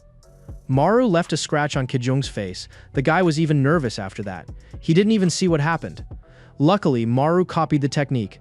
It's an unstable technique, so it doesn't taste how long your body can endure, but it should be worth it. The protagonist's attack sequence continues. The technique is simple: evade and push. Maru assumes what Kijung's next move will be. He will probably try to run away, and it is at this moment that the protagonist takes the opportunity to cut the enemy's chest. Following this logic, Kijung will prefer to dodge than attack for a while. Maru seems to have learned quite a bit about the technique, so he keeps pushing the sword towards the enemy's chest until it leaves him with no way out. The sword at the end has a well-aimed attack on the opponent's face. Maru cuts the eye patch and is surprised by what he sees. He laughs when he references that Kijung inherited this scar from his father. Those words made the guy even crazier. He lost his mind and left to finish the boy. This is bad for Maru. After all, he swung the heavy sword many times. Now he is at his limit. The butcher can only count on one more blow. When Kijung is at a distance where he can fatally wound him, that's the strategy. But it doesn't work. Kijung managed to disarm the protagonist with his hands. He confesses that he would have been hit if the boy was better. Now the butcher is unarmed and defenseless. Kijung took the opportunity to dig his hands and do to Maru the same as he did to Lee. But the protagonist took the initiative and made the same blow. Kijung managed to get rid of the attack and punched the boy he mocked when he realized that they tried to use his technique against himself. Now what was left was to eliminate Maru completely. But before that happened, something flew towards him, stealing the guy's distraction. Before he realizes someone grabbed him. Kijung looks incredulous at the attack, but the chest wound paralyzes him for a few seconds. The attack that just defeated the guy came from Su. He did it because he wanted to deal with the protagonist alone. The scene changes to 10 minutes earlier. Maru was still arguing with Kijung. The attention is on Kim. She's dying to finish off Yeongyu, Shin's brother. The guy doesn't know how he can get out of this situation. He just says he won't surrender. Shin's right-hand man says if the guy doesn't do it for good, so he will have no other choice but to force him. Yeongyu saw that he had nowhere else to run. His last attempt is to use Su to his advantage, even without an arm. Su was forced to fight thanks to the application of a heavy narcotic. Simply, the man stood up as if there was no damage to his body, and he did the inevitable, glued his own arm back. The veins in his body seemed to have a life of their own, and healed him by herself. 3 seconds were enough for him to erase all three who tried to take Yeongyu prisoner. Kim still managed to stick a knife in his ribs before falling, but nothing could stop that man full of mutations in his body. Now, there's only one left to be dealt with, Maru. This is how we arrived at the current moment. Su overpowered Kijung after catching him off guard, which gave the protagonist an advantage. The boy looked around scared, realizing that his companions are unconscious. Su tries to land a precise punch while saying that the butcher must worry about himself. Fortunately, Maru dodges and sticks a dagger in the first inattentive breach that the enemy did not notice. But soon after he realized that this was no use. Su didn't even look like a human anymore, with his body regenerating on his own. The two exchanged punches for a few seconds, which gave the protagonist a chance to understand how the opponent works. Some considerations were raised. In the conflict they had in the past, Su was definitely able to withstand most of the attacks without feeling pain. But it wasn't to the point of taking so much damage. His power and speed have improved immensely. Now he is completely changed. If he is not careful, the protagonist can be crushed, but there's a mistake in Su's steps. His methods are still simple and direct. Maru now cuts off one of the vital points, the neck, just to see how long the regeneration will be complete. He is hit on the way, but he is still standing. Now we see that the enemy's neck will be governed at the same speed as the other cuts. Vice President Yeongyu starts recording a video of the situation. He is happy with what turned his man. It is a victory because now he seems unstoppable. Yeongyu was responsible for injecting all the narcotics into Su's body until now. The red one was applied for combat stimulant, and the green one for quick treatment. The combat stimulant serves to intensify the user's abilities. In the past, Su had already been injected with it, but it didn't work because he became incapacitated soon after. The other medicine that Yeongyu applied was the rapid treatment medicine. Both drugs are masterpieces created by Charlotte Pharmaceuticals. Only the effects are guaranteed. This means that the side effects of taking excessive amounts of both are beyond anyone's imagination. At this point, Su is overwhelmed with so much stimulant. What will happen next is a surprise. Both drugs are still in the experimental stage. The guy was basically a guinea pig, so Yeongyu hopes his man will finish it as soon as possible. Or it could have bad consequences. Maru is now defending more than attacking. It's not so easy to find fault with the enemy defense because his opponent is basically a monster. Their muscles are bigger than Kijung's. Maru has already accepted that there is no way to defeat him in his current condition, so instead of winning, he intends to buy time. The next cut that Maru hits is the suprascapular nerve, then radial nerve, peroneal nerve. If he cuts these nerves, he will gain time. That's why the protagonist will give up beating this guy in a fight and run away from here with Shin. The next challenge is to buy time until the reinforcements arrive. Now Su has become even angrier. His frontal attacks are faster. The protagonist still dodges most of them, but finds a wall behind his body. All he can do is duck. The wall is destroyed with the man's kick. Now Shin is without security. She looks incredulously at what is in front of her. Su sees the woman as if she were a tasty dish. After all, the president is the main target of the world group. Maru blames himself for having taken the enemy directly to the girl. Now he needs to think fast of a way to protect her. Beating this transformed thing will be very difficult. Fortunately, something comes to his mind. The protagonist had not yet attacked any part of the madman's brain. So maybe it's a good alternative. There's a part in the human brain called the brainstem. It's the part that connects the brain and the spinal cord. And no matter how strong someone is, once the brainstem is destroyed, the user doesn't survive. Maru was ready to do that, but his hand was stopped before the dagger could pierce, and instantly his body was thrown to the ground. The pains are more and more intense. It is not yet the time to regret. Su is ready to throw his fatal punch.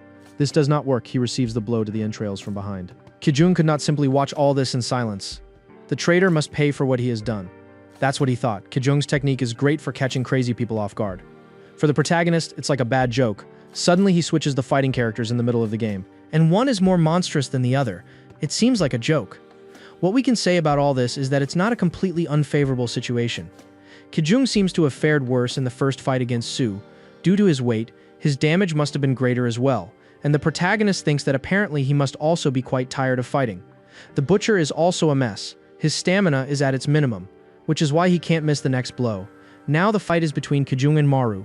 Both face each other with the last of their body strength, but something prevents them from continuing.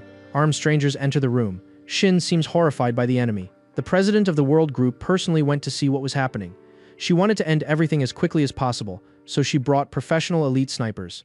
There was no one outside the World Group's target. President Dane was the worst of the pigs in the group. Maru protects Shin with her own body, while we see that all of Shin's executives and allies are being taken away by the snipers. Dane speaks directly to the president, giving Shin two choices for his fate: either surrender humiliatingly or accept that his life ends now.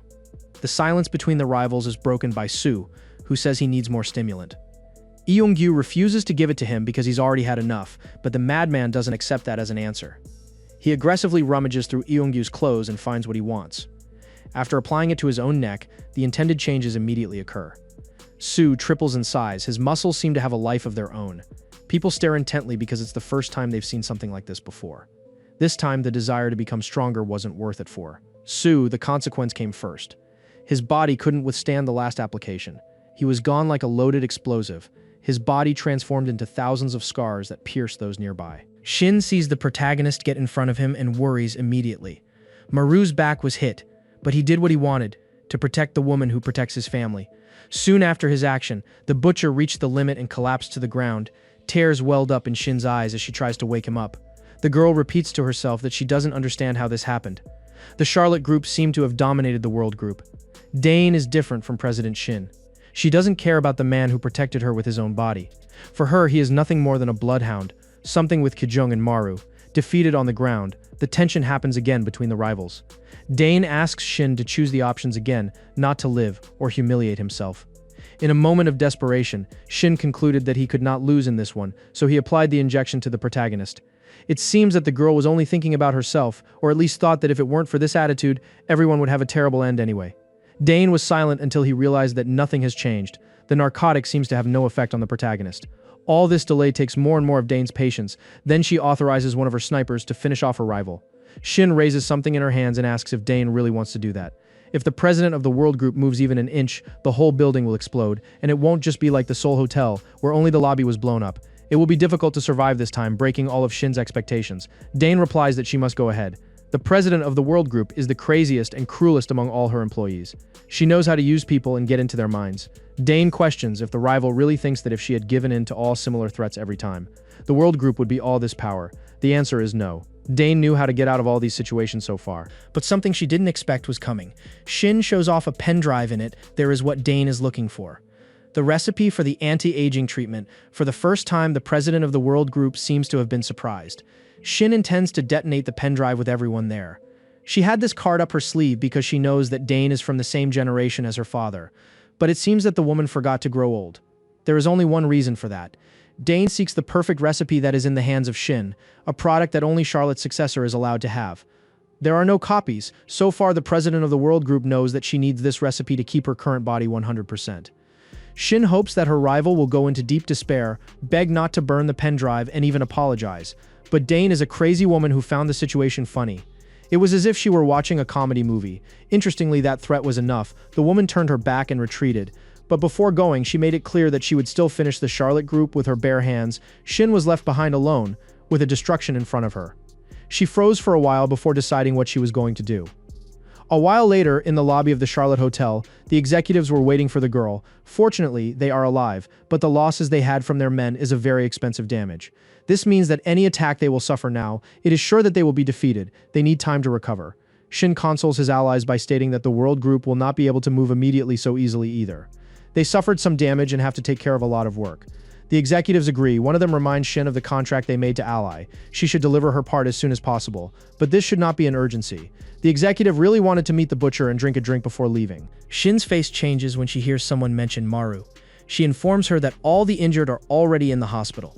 The doctors have a big job ahead of them. Maru is seriously injured, and removing those bones from his body is somewhat difficult. But the doctors did not back down. After all, a request from Shin is more than enough to continue. After removing the bones, the next step should be surgery. The nurse screams before referring the patient. Leaving everyone worried, they look in disbelief at something they have never seen in so many years of career.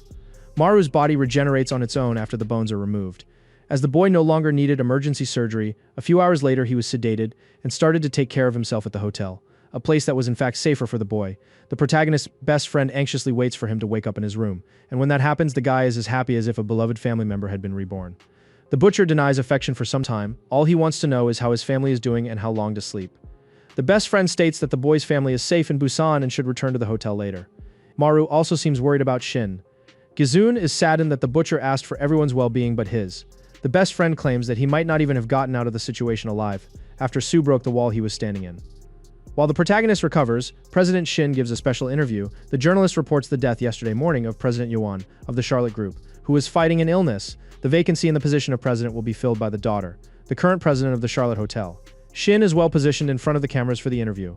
She mourns the loss of her father and introduces herself as the new president to those who don't know her yet. On the other side of the screen, some executives watch the conference. It's obvious that the Charlotte Group needs someone serious, but they hope that Young-yu wouldn't simply accept this decision. Someone suggests that he drank a lot the night before and doesn't even know about the conference. Although the president seemed like someone strong in front of the camera. The day before, she paid a visit to her father in the hospital to tell him what happened to the Charlotte Hotel. The girl's melancholic voice tells that she destroyed many things that her father built. In addition, many of her men were defeated. She apologizes, but makes it clear that she has many friends to trust, so he shouldn't worry. In addition to all the enemies that his father had throughout his life, Shin promises to destroy with his own hands. After the sincere outburst, the girl's father finally rests. The devices were turned off after there was no heartbeat. On that day, the death of the owner of the Charlotte Group was declared. Shin finally showed her fragile side and cried intensely as she asked her father to take care of her. Back to the current moment, Shin gives her speech as officially the president. She claims that she saw the company grow with her own eyes. It is a truly brilliant company, but it had its negative points. Wealth, fame, power, credit, virtue. There was nothing that the company could not obtain, but this arrogance of having everything did not last long. The price of arrogance was enormous. Thanks to this, Shin saw her family split up and became a laughingstock. She admits the feeling of despair at the thought that she could lose everything, but she is still standing, surviving all this, because when she was going through a difficult time, there were people who reached out. On the other hand, there were also people who did not give in. The result of this is the current moment of the company. Charlotte will become a big and strong company again. Gizun decided to show the conference so that it would put an end to Maru's concern once and for all. But in fact, the boy was shocked to see that the president got the position of president of the council so quickly. The best friend states that it may not seem normal, but it makes sense since she has already finished preparing for her succession, and with what is happening now, she couldn't afford to wait long to fill the position. At that moment, the conversation is interrupted by a knock on the door, and soon after, a person enters to the surprise of the protagonist. Obviously, all that interview he saw was recorded a few hours. It was not live. Even so, the guy was surprised that the girl was no longer in Seoul. Shin replies that the inauguration ceremony was yesterday. She returned to Busan immediately after. Shin, as always, seems a firm woman and sure of her actions. But seeing with her own eyes that the butcher was fine triggered an excess of emotions, and she simply hugged him without thinking twice, while saying loudly that she was happy that he is safe and well. Maru blushed with the approach of the woman. He doesn't know much about how to react when it comes to women, but soon after the hug, something strange seemed to awaken inside his body. Suddenly, an intense pain took over everything. His body trembles. Shin again handles a syringe around his neck. Incredibly, that works, arousing the interest of the protagonist. In a half-dubious voice, she said that it is the same medicine that Sue used. It is a quick treatment that Charlotte Pharmaceuticals was researching, but Young-yu betrayed them when he delivered samples to the World Group. At the moment, there is no other way to treat Maru's injuries. She had no other choice but to inject this into him while he was still unconscious on the floor of the Charlotte Hotel. It was putting his expectations on it or accepting that the boy wasn't going to survive. The butcher now has a horror scene in mind as he remembers what was the end of the guy who used this often. Shin calms him down. She assures him that she will find an alternative method and that nothing bad will happen to him. Now the woman intends to give him a gift of gratitude. In a few hours, the protagonist traveled from South Korea to Japan. Shin hopes that he will enjoy the trip and rest a little like a boy his age should do. The scene changes to Virginia, the hideout of the PMC branch of the World Group. Some delinquents try to ask questions with the boss, the president of PMC World. Joe Mandiok asks, "What is the cause of the invasion?" The delinquents wanted the payment. It seems that the boss paid what he thought was enough. It turns out that Mandiok was based on the payment that the delinquents charged in the country of origin. That is, the first one should receive $195, the second $440, and the last $270 in general, $1,000 should be enough. That's what the boss thought, and he wouldn't pay more than that. The delinquents lose their minds because that wasn't the deal initially. In fact, the boss took advantage of it to pay the lowest amount. Now the delinquents threaten his life in exchange for the agreed money. Mandiok was not intimidated by the guns pointed at his head. He took a briefcase and said that the men would have the payment. Those delinquents did not use their brains correctly and did not notice the sarcasm in the boss's voice. Mandiok took from the briefcase tools that he would use to put an end to those men. It all ended faster than it started. After that, a call from President Dane rang on his phone. It was an order to act immediately. Mandiok replies that he will. Then he went to get his hamster, who was having fun with the delinquents, and said that the little one could order anything to eat when he arrives in Japan. 3 days later, Shin gathers the young people who helped in the last conflict. Despite the losses on both sides, the group world got back on the move, faster than expected. The target seems to be Charlotte Pharmaceuticals in Japan. They are the developers of fast-healing agents and combat stimulants. It's kind of obvious what they want. At this rate, Charlotte will lose everything. The first thing she had to give up for her own physical integrity was the recipe for rejuvenation. Shin requests help from the Doi Ranch in Japan to deal with this matter as soon as possible. Finally, the woman confessed that she gathered the three of them so that they could help in this mission. The butcher must join the ranch as soon as he treats the side effects of the medicine.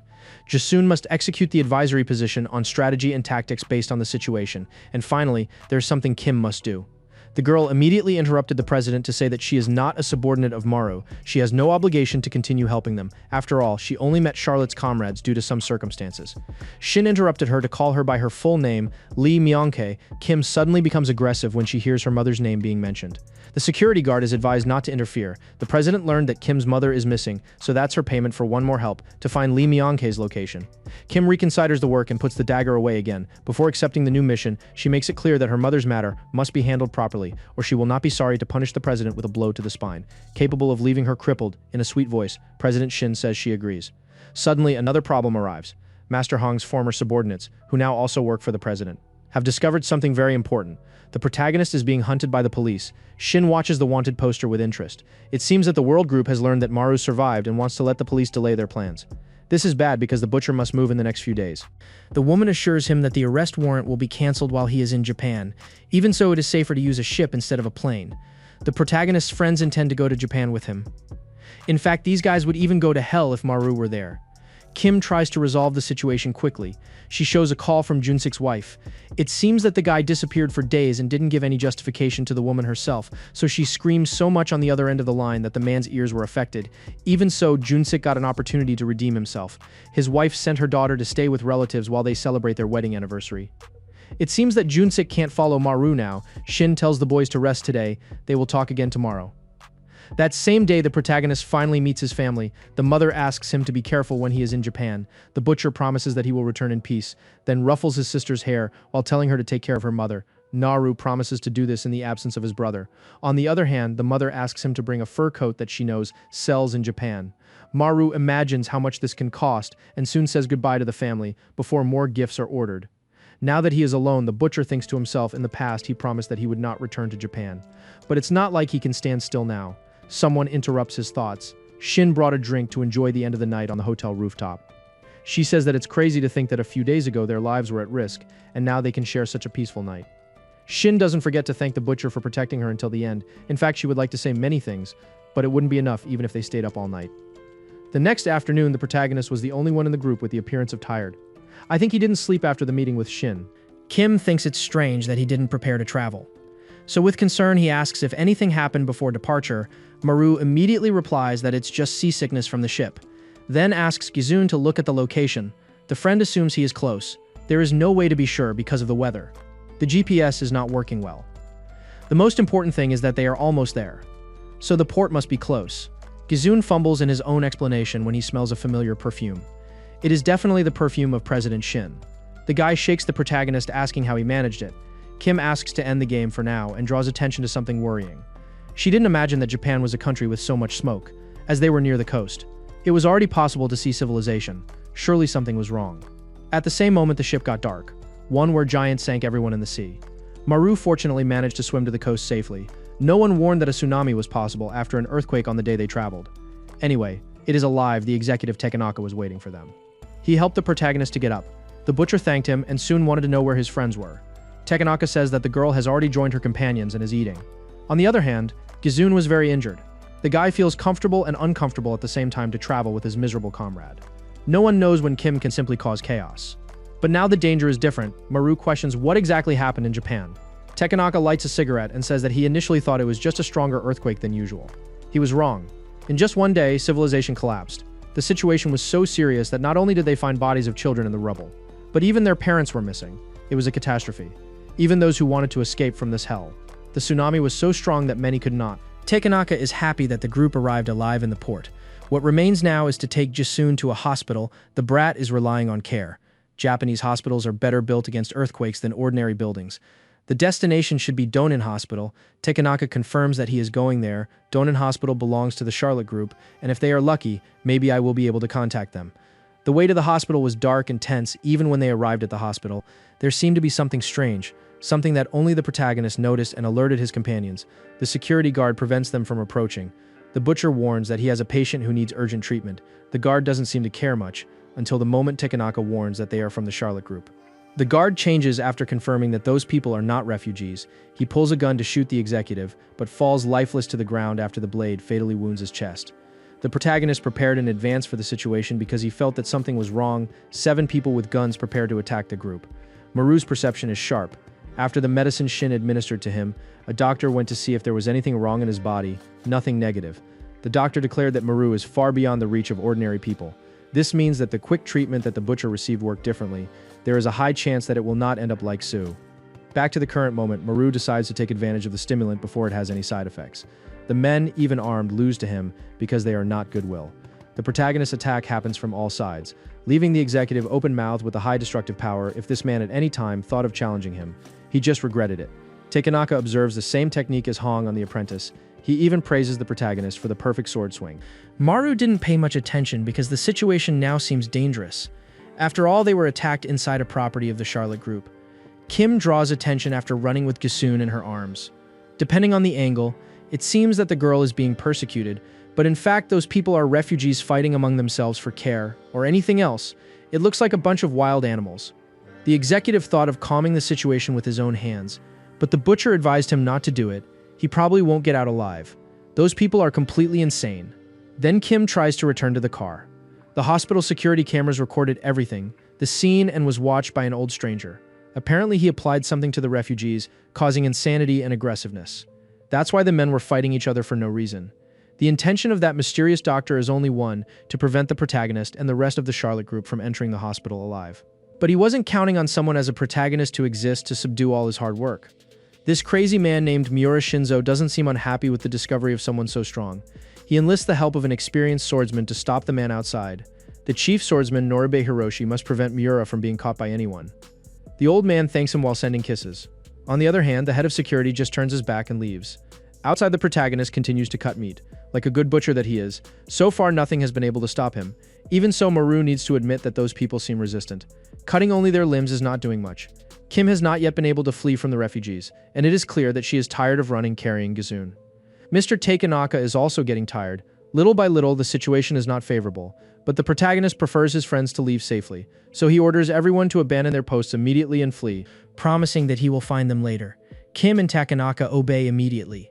Anyway, they don't have much to help now.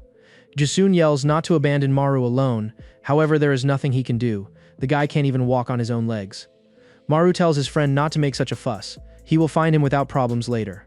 This was the solution that the protagonist found to calm Jisun. Now he focuses on the remaining enemies. The stronger the protagonist is getting, the stronger the enemies are. They are still no match. In a few minutes, the hospital parking lot was cleaned. Maru trusts a part of the result in the injection as well. He developed a lot after the medicine. Despite training tirelessly, even though everything seems fine with his body now, he can't forget the scene of Sue in his head. Maru brought some injectables with him to Japan. The doctor advised him to inject periodically so as not to have big problems. Maru is thinking about when we will go here again. At that moment, it won't be because Asura can hit the drug squarely. The protagonist watched the swordsman sneak up. The man had incredible techniques never seen before by the butcher, who easily detected that this was a real ninja. Although Maru managed to eliminate one swordsman from the group, he was paralyzed by another. Chief Norube gives permission to his men to eliminate the target. It is strange for the protagonist not to be able to understand what grabbed his hand. It is a material that cannot be cut with a knife. Even so, with brute force, it gets rid of it. Only to then feel a pressure on the head and fall to the ground, probably because he should have injected the medicine. The ninjas take the opportunity to do what the boss had ordered. Meanwhile, Kim and Takanaka finally manage to mislead the wild refugees. They are apparently in a safe place in the hospital, but the protagonist's best friend is not collaborating for his care. He wants to go back and help his companion. Takanaka says that everything will be fine with Maru, but Jisun does not think it is fair to let a friend sacrifice himself. He opens the door to leave the hospital, when suddenly his face bumps into something soft and he falls to the ground. The nurse apologizes for hitting him with her melons. Jisun thanks him for the feat and then holds the girl's hand. There is no bad time for this guy. Kim is in the mood to end the mood so that the idiot is not deceived by a woman who is probably on the side of the group world. Takanaka and Jisun prevent the girl from pulling the trigger against the nurse. Kim got even angrier, realizing how men can be seduced by some melons. The nurse finally positions and catches the attention of the protagonist's best friend. Well, the guy thought he had managed to seduce her, but in fact she was only concerned about her health. It is a serious condition that needs immediate treatment. He is referred to the operating room. Meanwhile, in the parking lot of the hospital, the swordsman realizes that he has lost his target. The protagonist is a smoke grenade to flee at the last moment. Norube orders his men to look for Maru around the hospital. As soon as they find him, they must contact him, no interact with him. The scene changes to the protagonist's hideout. Apparently he went unnoticed by any enemy. Now is the appropriate time to use the injection. After doing so, Maru understands that defeating enemies immediately is an order, or she will not return early to see Jisun's condition. While the protagonist worries, his best friend is interested in what the nurse has to say. She explains that right after the Barth earthquake the hospital was relatively intact. Refugees began to pour in en masse. Even though the hospital was in decent condition, it was impossible to accommodate so many people, but it was not a problem for the director Mayura. It was like a savior appearing at the end of the world. Later, this was proven wrong. That man was not pleasant at all. He was not a director or a doctor. He was a mad scientist who performed human experiments on the refugees. The strange people around the hospital were the refugees who had been injected with the director's narcotics. The nurse warns that she herself barely managed to escape. Gizun doesn't understand how a mere hospital director can do something like that. This is the hospital of the Charlotte Group. Surely there is someone behind it all. Gizun, it's not wrong, but now he must take care of his own health. The nurse finally opens the operating room and says that she really wanted her friends to be there. It seems that there is someone in the room. The nurse recognizes her colleague as Yuki. She was happy that her friend is alive, but it wasn't quite that. Yuki had already been infected. At this moment in the control room of the Charlotte Hospital, the mad scientist who caused all the widespread panic was watching the cameras as if it were a TV show. He talked to himself until Noribe got in touch. The chief of security swordsman informed that the requested intruder broke the siege and is currently in pursuit. Miura trembled to hear this. He reminds Noribe that they both have a very annoying superior and that he won't be happy about it, so the man must hurry up and do the job well, otherwise things won't end well. The head of security agrees and turns off the transmission. The mad scientist thinks that if something goes wrong, he himself will have to take care of the situation, so his next experiment is even more dangerous. Something is injected into the test subject attached to the table. At the same time in Busan, Shin is worried because she has been without any information from the protagonist for a long time. Her security guard explains that she heard that Japan's communication has been completely interrupted. This is a big problem. Shin doesn't even remember when was the last time I go about a big earthquake happening in Japan. She just hopes that the Japanese refugees will be accommodated properly. The security guard confirms that as requested by local members of the National Assembly, they are being housed in hotels. Shin seems to be interested in finding out what happened to Maru. Suddenly, a harsh voice outside warns that no one should enter. Even so, the president's room is invaded. Lee calls her by her first name and soon after apologizes for it. He entered that way because he has valuable information. Back at the Charlotte Hotel, Norib's men are still looking for the target on the third floor of the hospital. One of them informs him that it has not been suspicious at all so far, but will contact him again if he notices something. After finishing the transmission, he felt that there was something strange inside a room to his right, after entering and inspecting the place. He saw that there was no one, but in the next moment something seems to have moved behind him. The ninja turns around with all agility and quickly hits the monitor. He thinks he has been confused, but the protagonist waited for this to get a sneak attack. His plan worked. At the same time, in another area of the hotel, the mad scientist parades through the corridors with his youngest guinea pig. He is about to be attacked an infected refugee, but screams for help and his guinea pig crushes the target as if it was nothing. Alone, he dealt with many enemies, only with the strength of his own body. Miura calls the guinea pig to relax his body before meeting the samurai-chan. Suddenly, a voice asks what ridiculous nickname this is. The mad scientist looks surprised at the protagonist, to whom he gave the affectionate nickname of Samurai-chan. Miura blushes at the thought that Maru is there for him. The guy even says that they are connected by fate. The protagonist hates any statement that comes from this strange guy. He wants to finish the man as soon as possible, but is prevented by the big guinea pig. The butcher is thrown away. It's an absurd power, a lot of concentrated force. The scene changes to the operating room.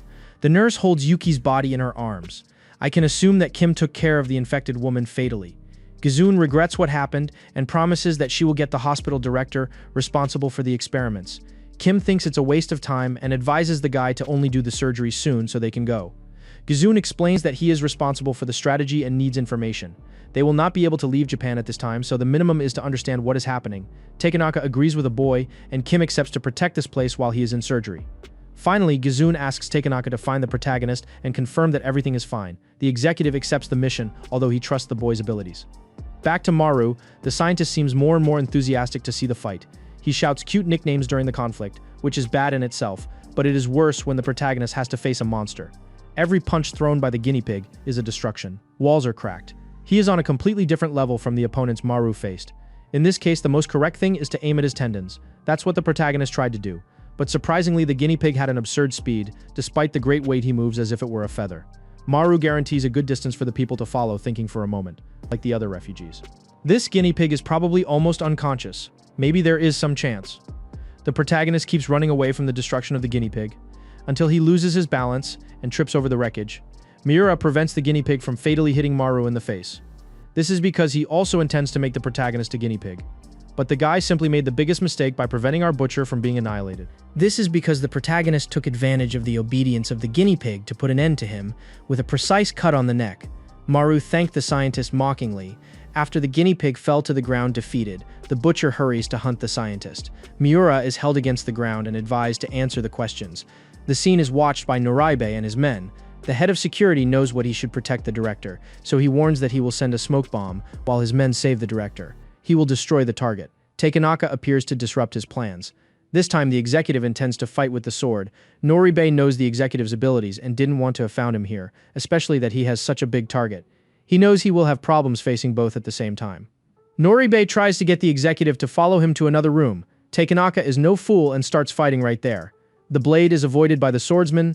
Noraibe runs away with his men while saying that he has more important things to do than confront him. Takenaka suddenly felt a pain in his shoulder. It seems that it was cut before Noraibe ran away. The swordsman's action was so fast that the executive had not noticed. It was probably when the man took an aerial jump to run. The protagonist interrupts his thoughts. He goes to the executive, pulling the Miura director by the hair. It seems that the guy was punched in the face. Takenaka says that he is there to let you know that Gizoon has already started the surgery. Now he wants to know who the man is who is being carried. The protagonist replies that he is the director of the hospital, after a quick interrogation. The man seems to have confessed where the cure of the experiments is. They should go to Tokyo. As Gizoon needs to recover from the surgery, the executive decided to stay to take care of safety. So this time who will drive the car is Kim. She appeared to hate the idea, and especially the road. Maru encourages her to go faster or else they won't arrive on time. The woman yells at him to be quiet. The scene changes to 5 hours ago. The scientist gave some information. Among them, he said that after the conflict between the World Group and the Charlotte Group, the death of Iyoungyu opened a vacancy, and someone filled this vacancy. His name is Kadama. The protagonist does not know this name. On the other hand, his friend seems to be familiar. Gizoon explains that Kadama Keiichi is a member of the Japanese Council, and a collaborator of Charlotte's. His true identity is the Shadow King in Japan. He is also a big shot in the Japanese government. The scientist laughs, saying that now they can see that they are screwed. I passed on the way back to the current moment. Gizoon contacts the protagonist through the director's radio communicator. Maru, we have that the object is stapled, but the friend said that everything is fine, then warns Maru to go to the basement when he arrives at Takeichi Pharmaceuticals. There's a perfect quick cure. Gizoon adds that Kadama is in the new Yamatsuki pharmacy. It is located near a remote mountain. It takes about an hour from the hospital to the new Yamatsuki pharmacy by car, even considering the current situations. Kadama's support should arrive at Charlotte Hospital within a day. After some time, Maru and Kim arrive in Tokyo.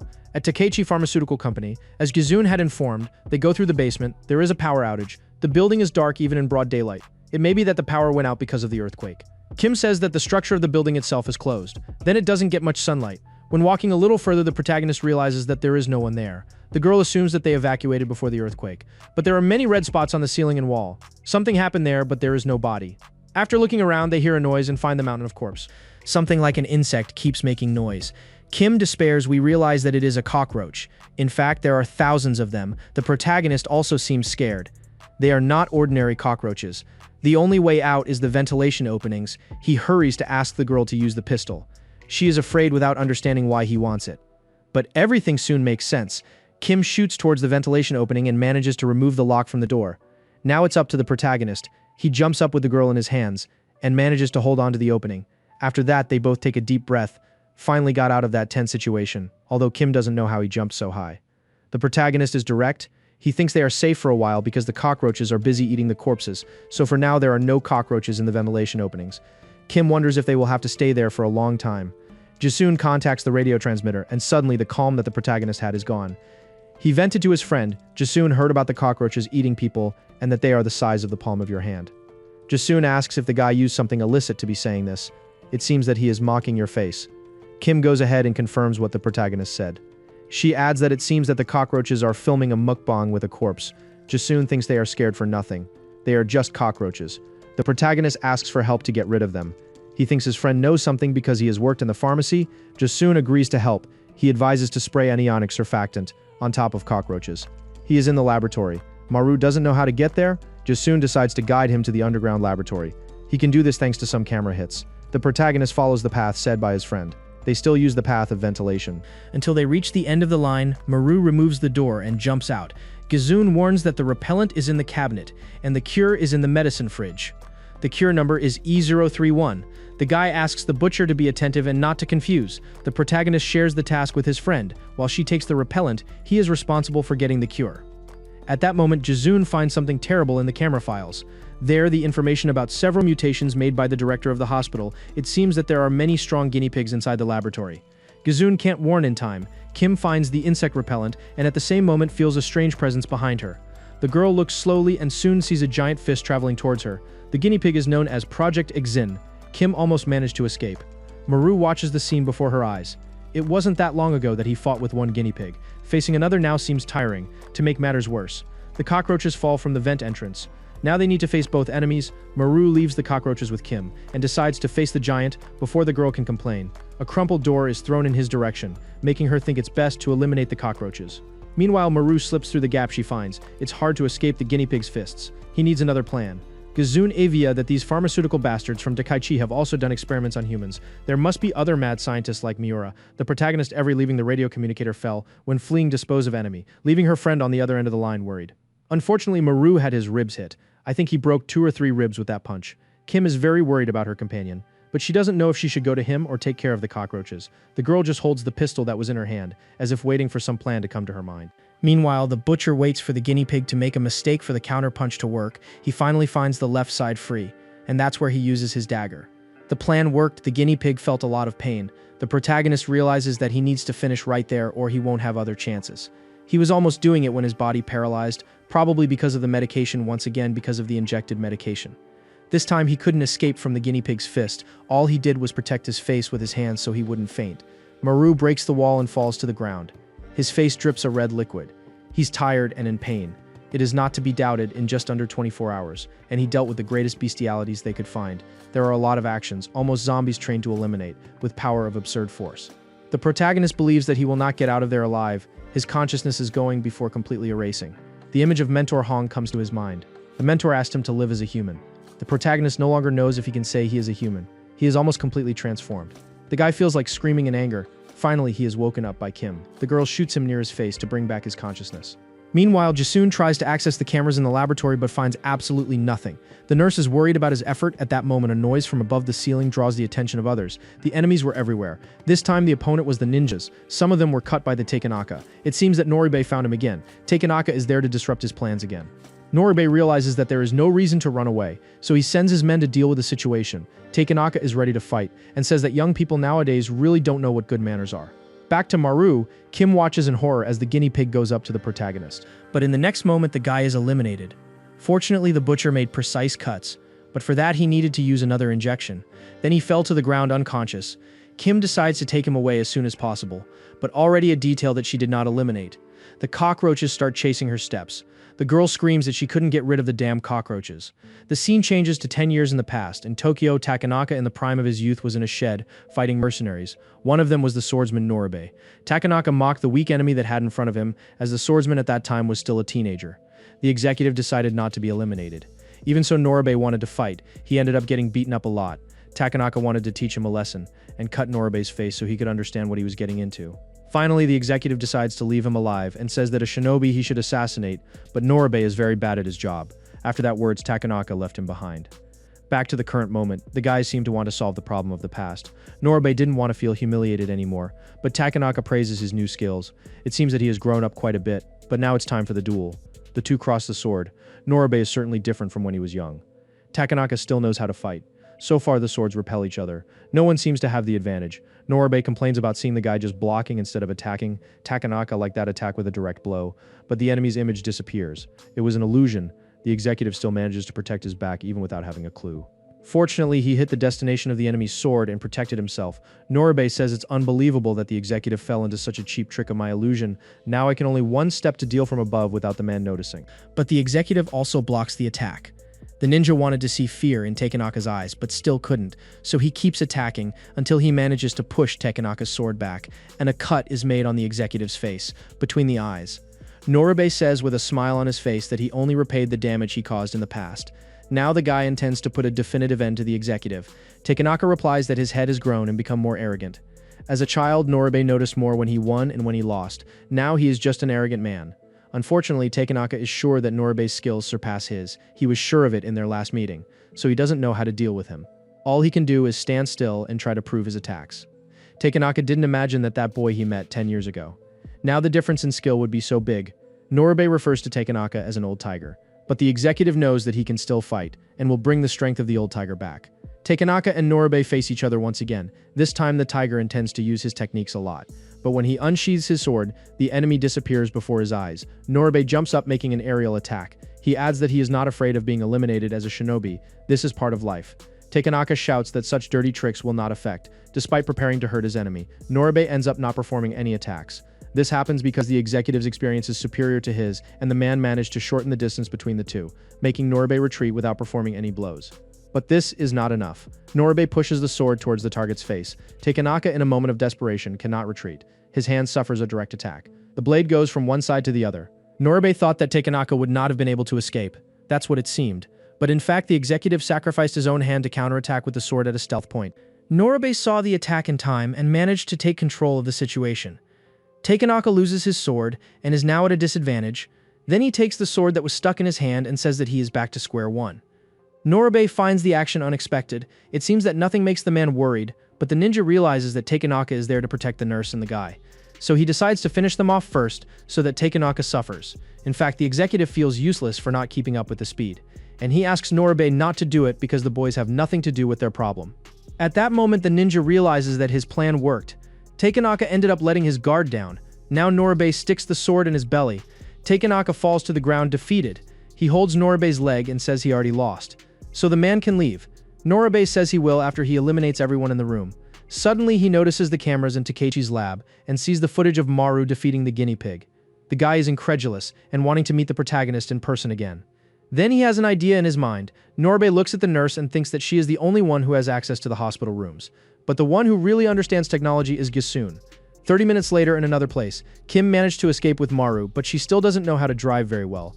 In addition, the girl complains to the protagonist because she knows that he is taking advantage of the situation to pretend to be unconscious. The radio communicator rings, and on the other end of the line is the nurse. Kim does not treat the girl in a friendly way, but there is no time for that. The nurse is direct. She tells him that Takanaka was murdered and Gisun was kidnapped. Upon hearing this, the protagonist immediately gets up. The scene changes to 30 minutes ago when the nurse tried to save Takanaka's life, but he denied her help because he wanted her to do her a favor. At the current moment, the protagonist arrives at the hospital and finds Takanaka's body. The nurse fulfills the executive's request and hands the sword to Maru. He sent word that it was a gift of apology for his past mistake. Maru questions if the ninja did it. She confirms and adds that Gisun was taken by order of a superior. Kim finds the situation strange because now Takanaka has passed away. Gisun was taken, but the nurse is intact. The girl explained that she was the only one spared because the ninja wanted her to tell the situation to the protagonist. Kim doesn't know if she should believe the nurse because I consider him a spy. On the other hand, the protagonist says he has no time to waste. The nurse knows that Gisun was taken to the Yamatsuki pharmacist. Now Maru needs her to know the way. The girl replies that she knows how to get there if she looks at the map. The protagonist of the back and starts to leave. Kim still, I consider the nurse a traitor. The butcher replies that if she really goes, it won't be too late to eliminate her. Meanwhile, at Yamatsuki Pharmaceuticals, Gisun calls someone by the name of Gadama and tells him to appear. The guy says he already knows he was the one who brought him here. Gadama finally shows up. Gisun says it's a bad idea to use him as a hostage. Gadama replies that it's silly. He's not a hostage. The man explains that he analyzed all his data and understood that he's exactly the kind of talent his team need. Gisun gets angry because he doesn't want to serve the group's rival Charlotte. Gadama with a frightening face questions if he wants to work on his team. Later, Maru arrived at the entrance of Yamatsuki Pharmaceuticals. They found injured refugees. They seem to have come en masse to this place in search of medicine. Nurse Anasan is advised to fend off the refugees, while Kim and Maru plan to pass by the two guards. The protagonist asks Anasan to treat 1 or 2 people with the first aid kit and the car's medicines. So people will gather, the girl agrees to help. Kim doesn't know if it's a good idea to attack the guards head-on. There may be more guards inside. Maru says that if she doesn't want to, she can stay behind with Onosan. Kim replies that she wants him to see the North Korean advanced tactics. At that moment, Ono-san begins the treatment of a little refugee girl. Seeing this, the other citizens gather around the nurse, waiting for treatment as well. Now it's Kim and Maru's turn to act. Inside the Yamatsuki pharmacists, Gamada complains about Gisun's resistance. The boy makes it clear that he knows a lot about the man because he raised his data when he was at the Charlotte Hotel. Gamada with wide eyes asks what this has to do with his partnership proposal. After all, he also researched about Gisun and his friends. But it's a different subject from what is being dealt with. Gamada adds that if everything has been investigated, the conversation should be easier. Gisun says he knows that Gamada is a member of the Japanese Chamber of Advisors and collaborator of Charlotte, also known as the King of Japan's underworld. This level makes Gamada a big shot worth working with. But the problem is the guy himself. Gisun knows about a series of crimes that happen exactly in the place where Gamada was. The crime is so heavy that it's disgusting to report. But it's clear that the criminal is a lunatic. Gamada just kept his intimidating gaze. Gisun didn't bow down. He makes it clear that he thinks Gamada was involved in all the criminal cases cited, since related organizations, telephone expenses. In a way, Gamada generously sponsored all of them. The man smiles demonically and praises the boy's research. After all, he found something that the man kept absolutely secret.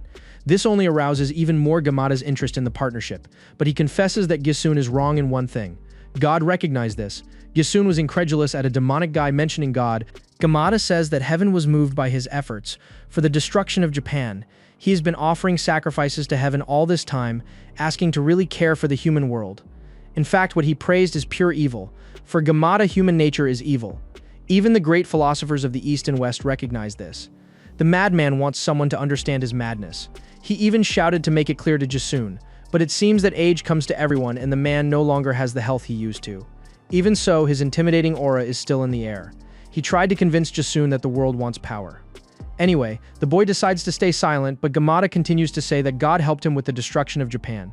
This is just the beginning, because the guy wants to become the lord of this destruction, and he will do it in the face of the conflict between Charlotte and the World Group. At that moment, the man is removed from his world of madness by the guard, who warns by radio communicator that intruders have entered. He thinks it is a group of the fund manager. Now the security wants to know how should he deal with this.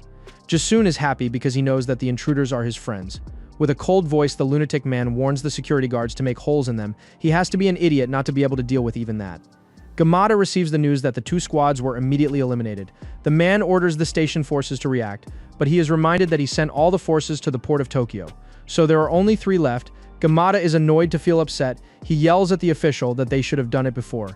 So as not to ruin an important meeting with a valuable guest, Gamada receives another bad news. Security has not been able to contact the forces they have sent so far. There are reports that U.S. military evacuation ships are coming to the port of Tokyo to support refugees, in case their forces get into armed conflict. Then there must be a loss in the team. Gamada loses his mind and bangs his fists on the table in anger. He says that his forces would not lose to mere American military. Probably his men are not responding because they are too busy sweeping the American forces. Now he wants security to check and report the situation accurately. The man on the other end of the line agreed. Gisun followed the conversation carefully.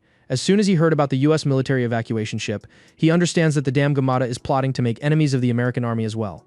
Now Gamada turns his attention to Gisun and apologizes for keeping his partner waiting, but promises that a spectacle he has never seen before will unfold.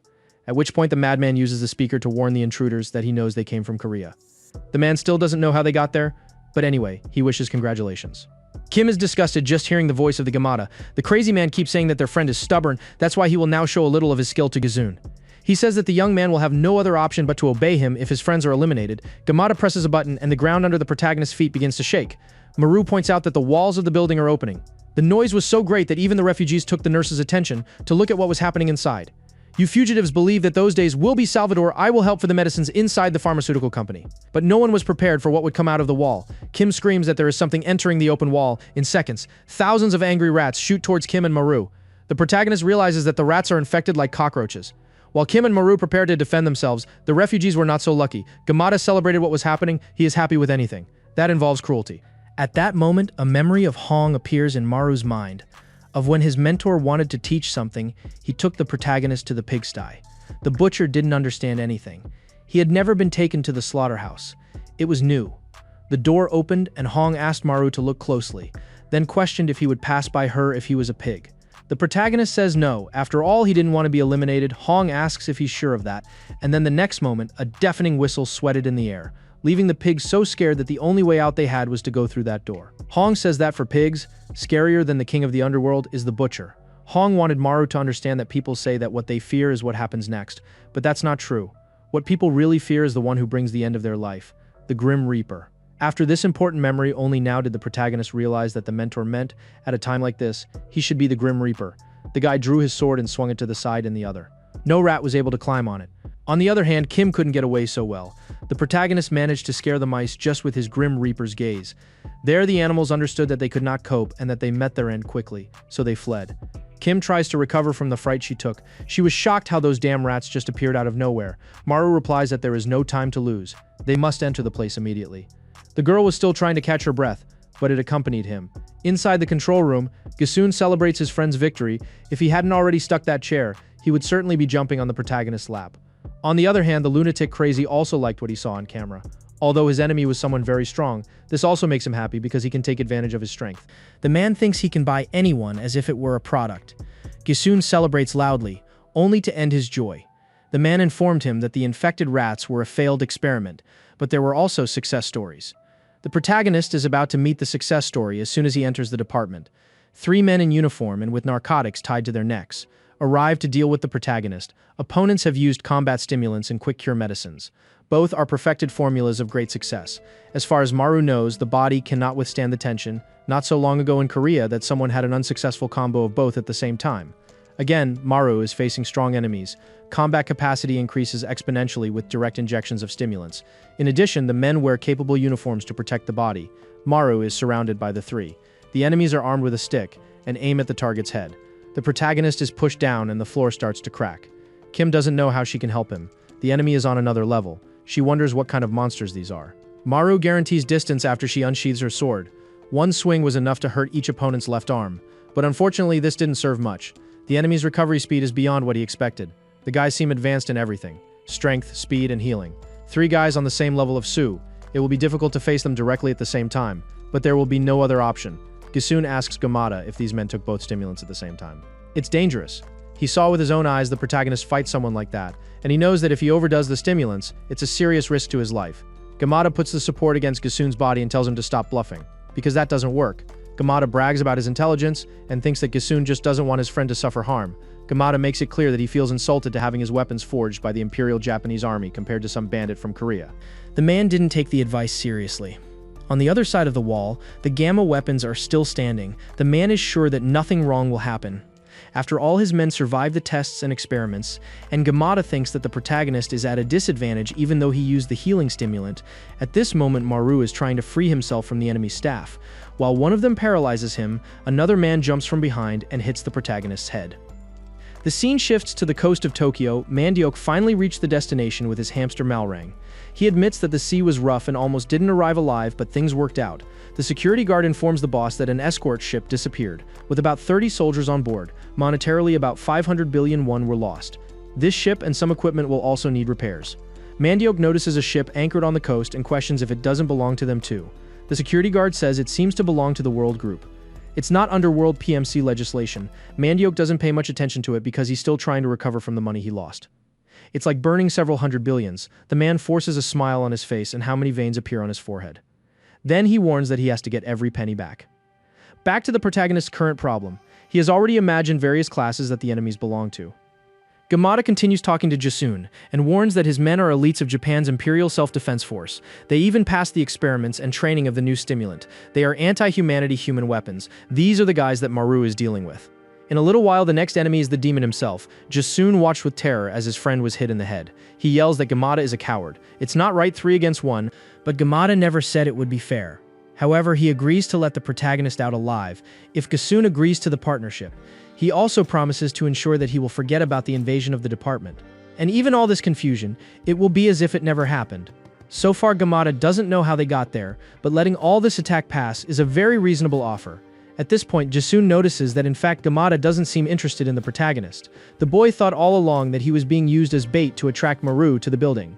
But it seems that Gamada doesn't even know him. A memory comes to his mind, and he remembers that it was all just a ninja plan. Nurabe is the one who wants to face Maru. For a moment, Gamada thinks that the boy will finally give in. However, Gasun tries to get into the crazy man's psychology. He questions how someone who can't even control his own men thinks he can rule the world. Gamada questioned what he meant. Gasun asks how he thinks a Korean would be doing in these ruins, in the middle of the remote mountains of Japan. It's obvious that his ninja subordinate made sure to tell Maru about this place.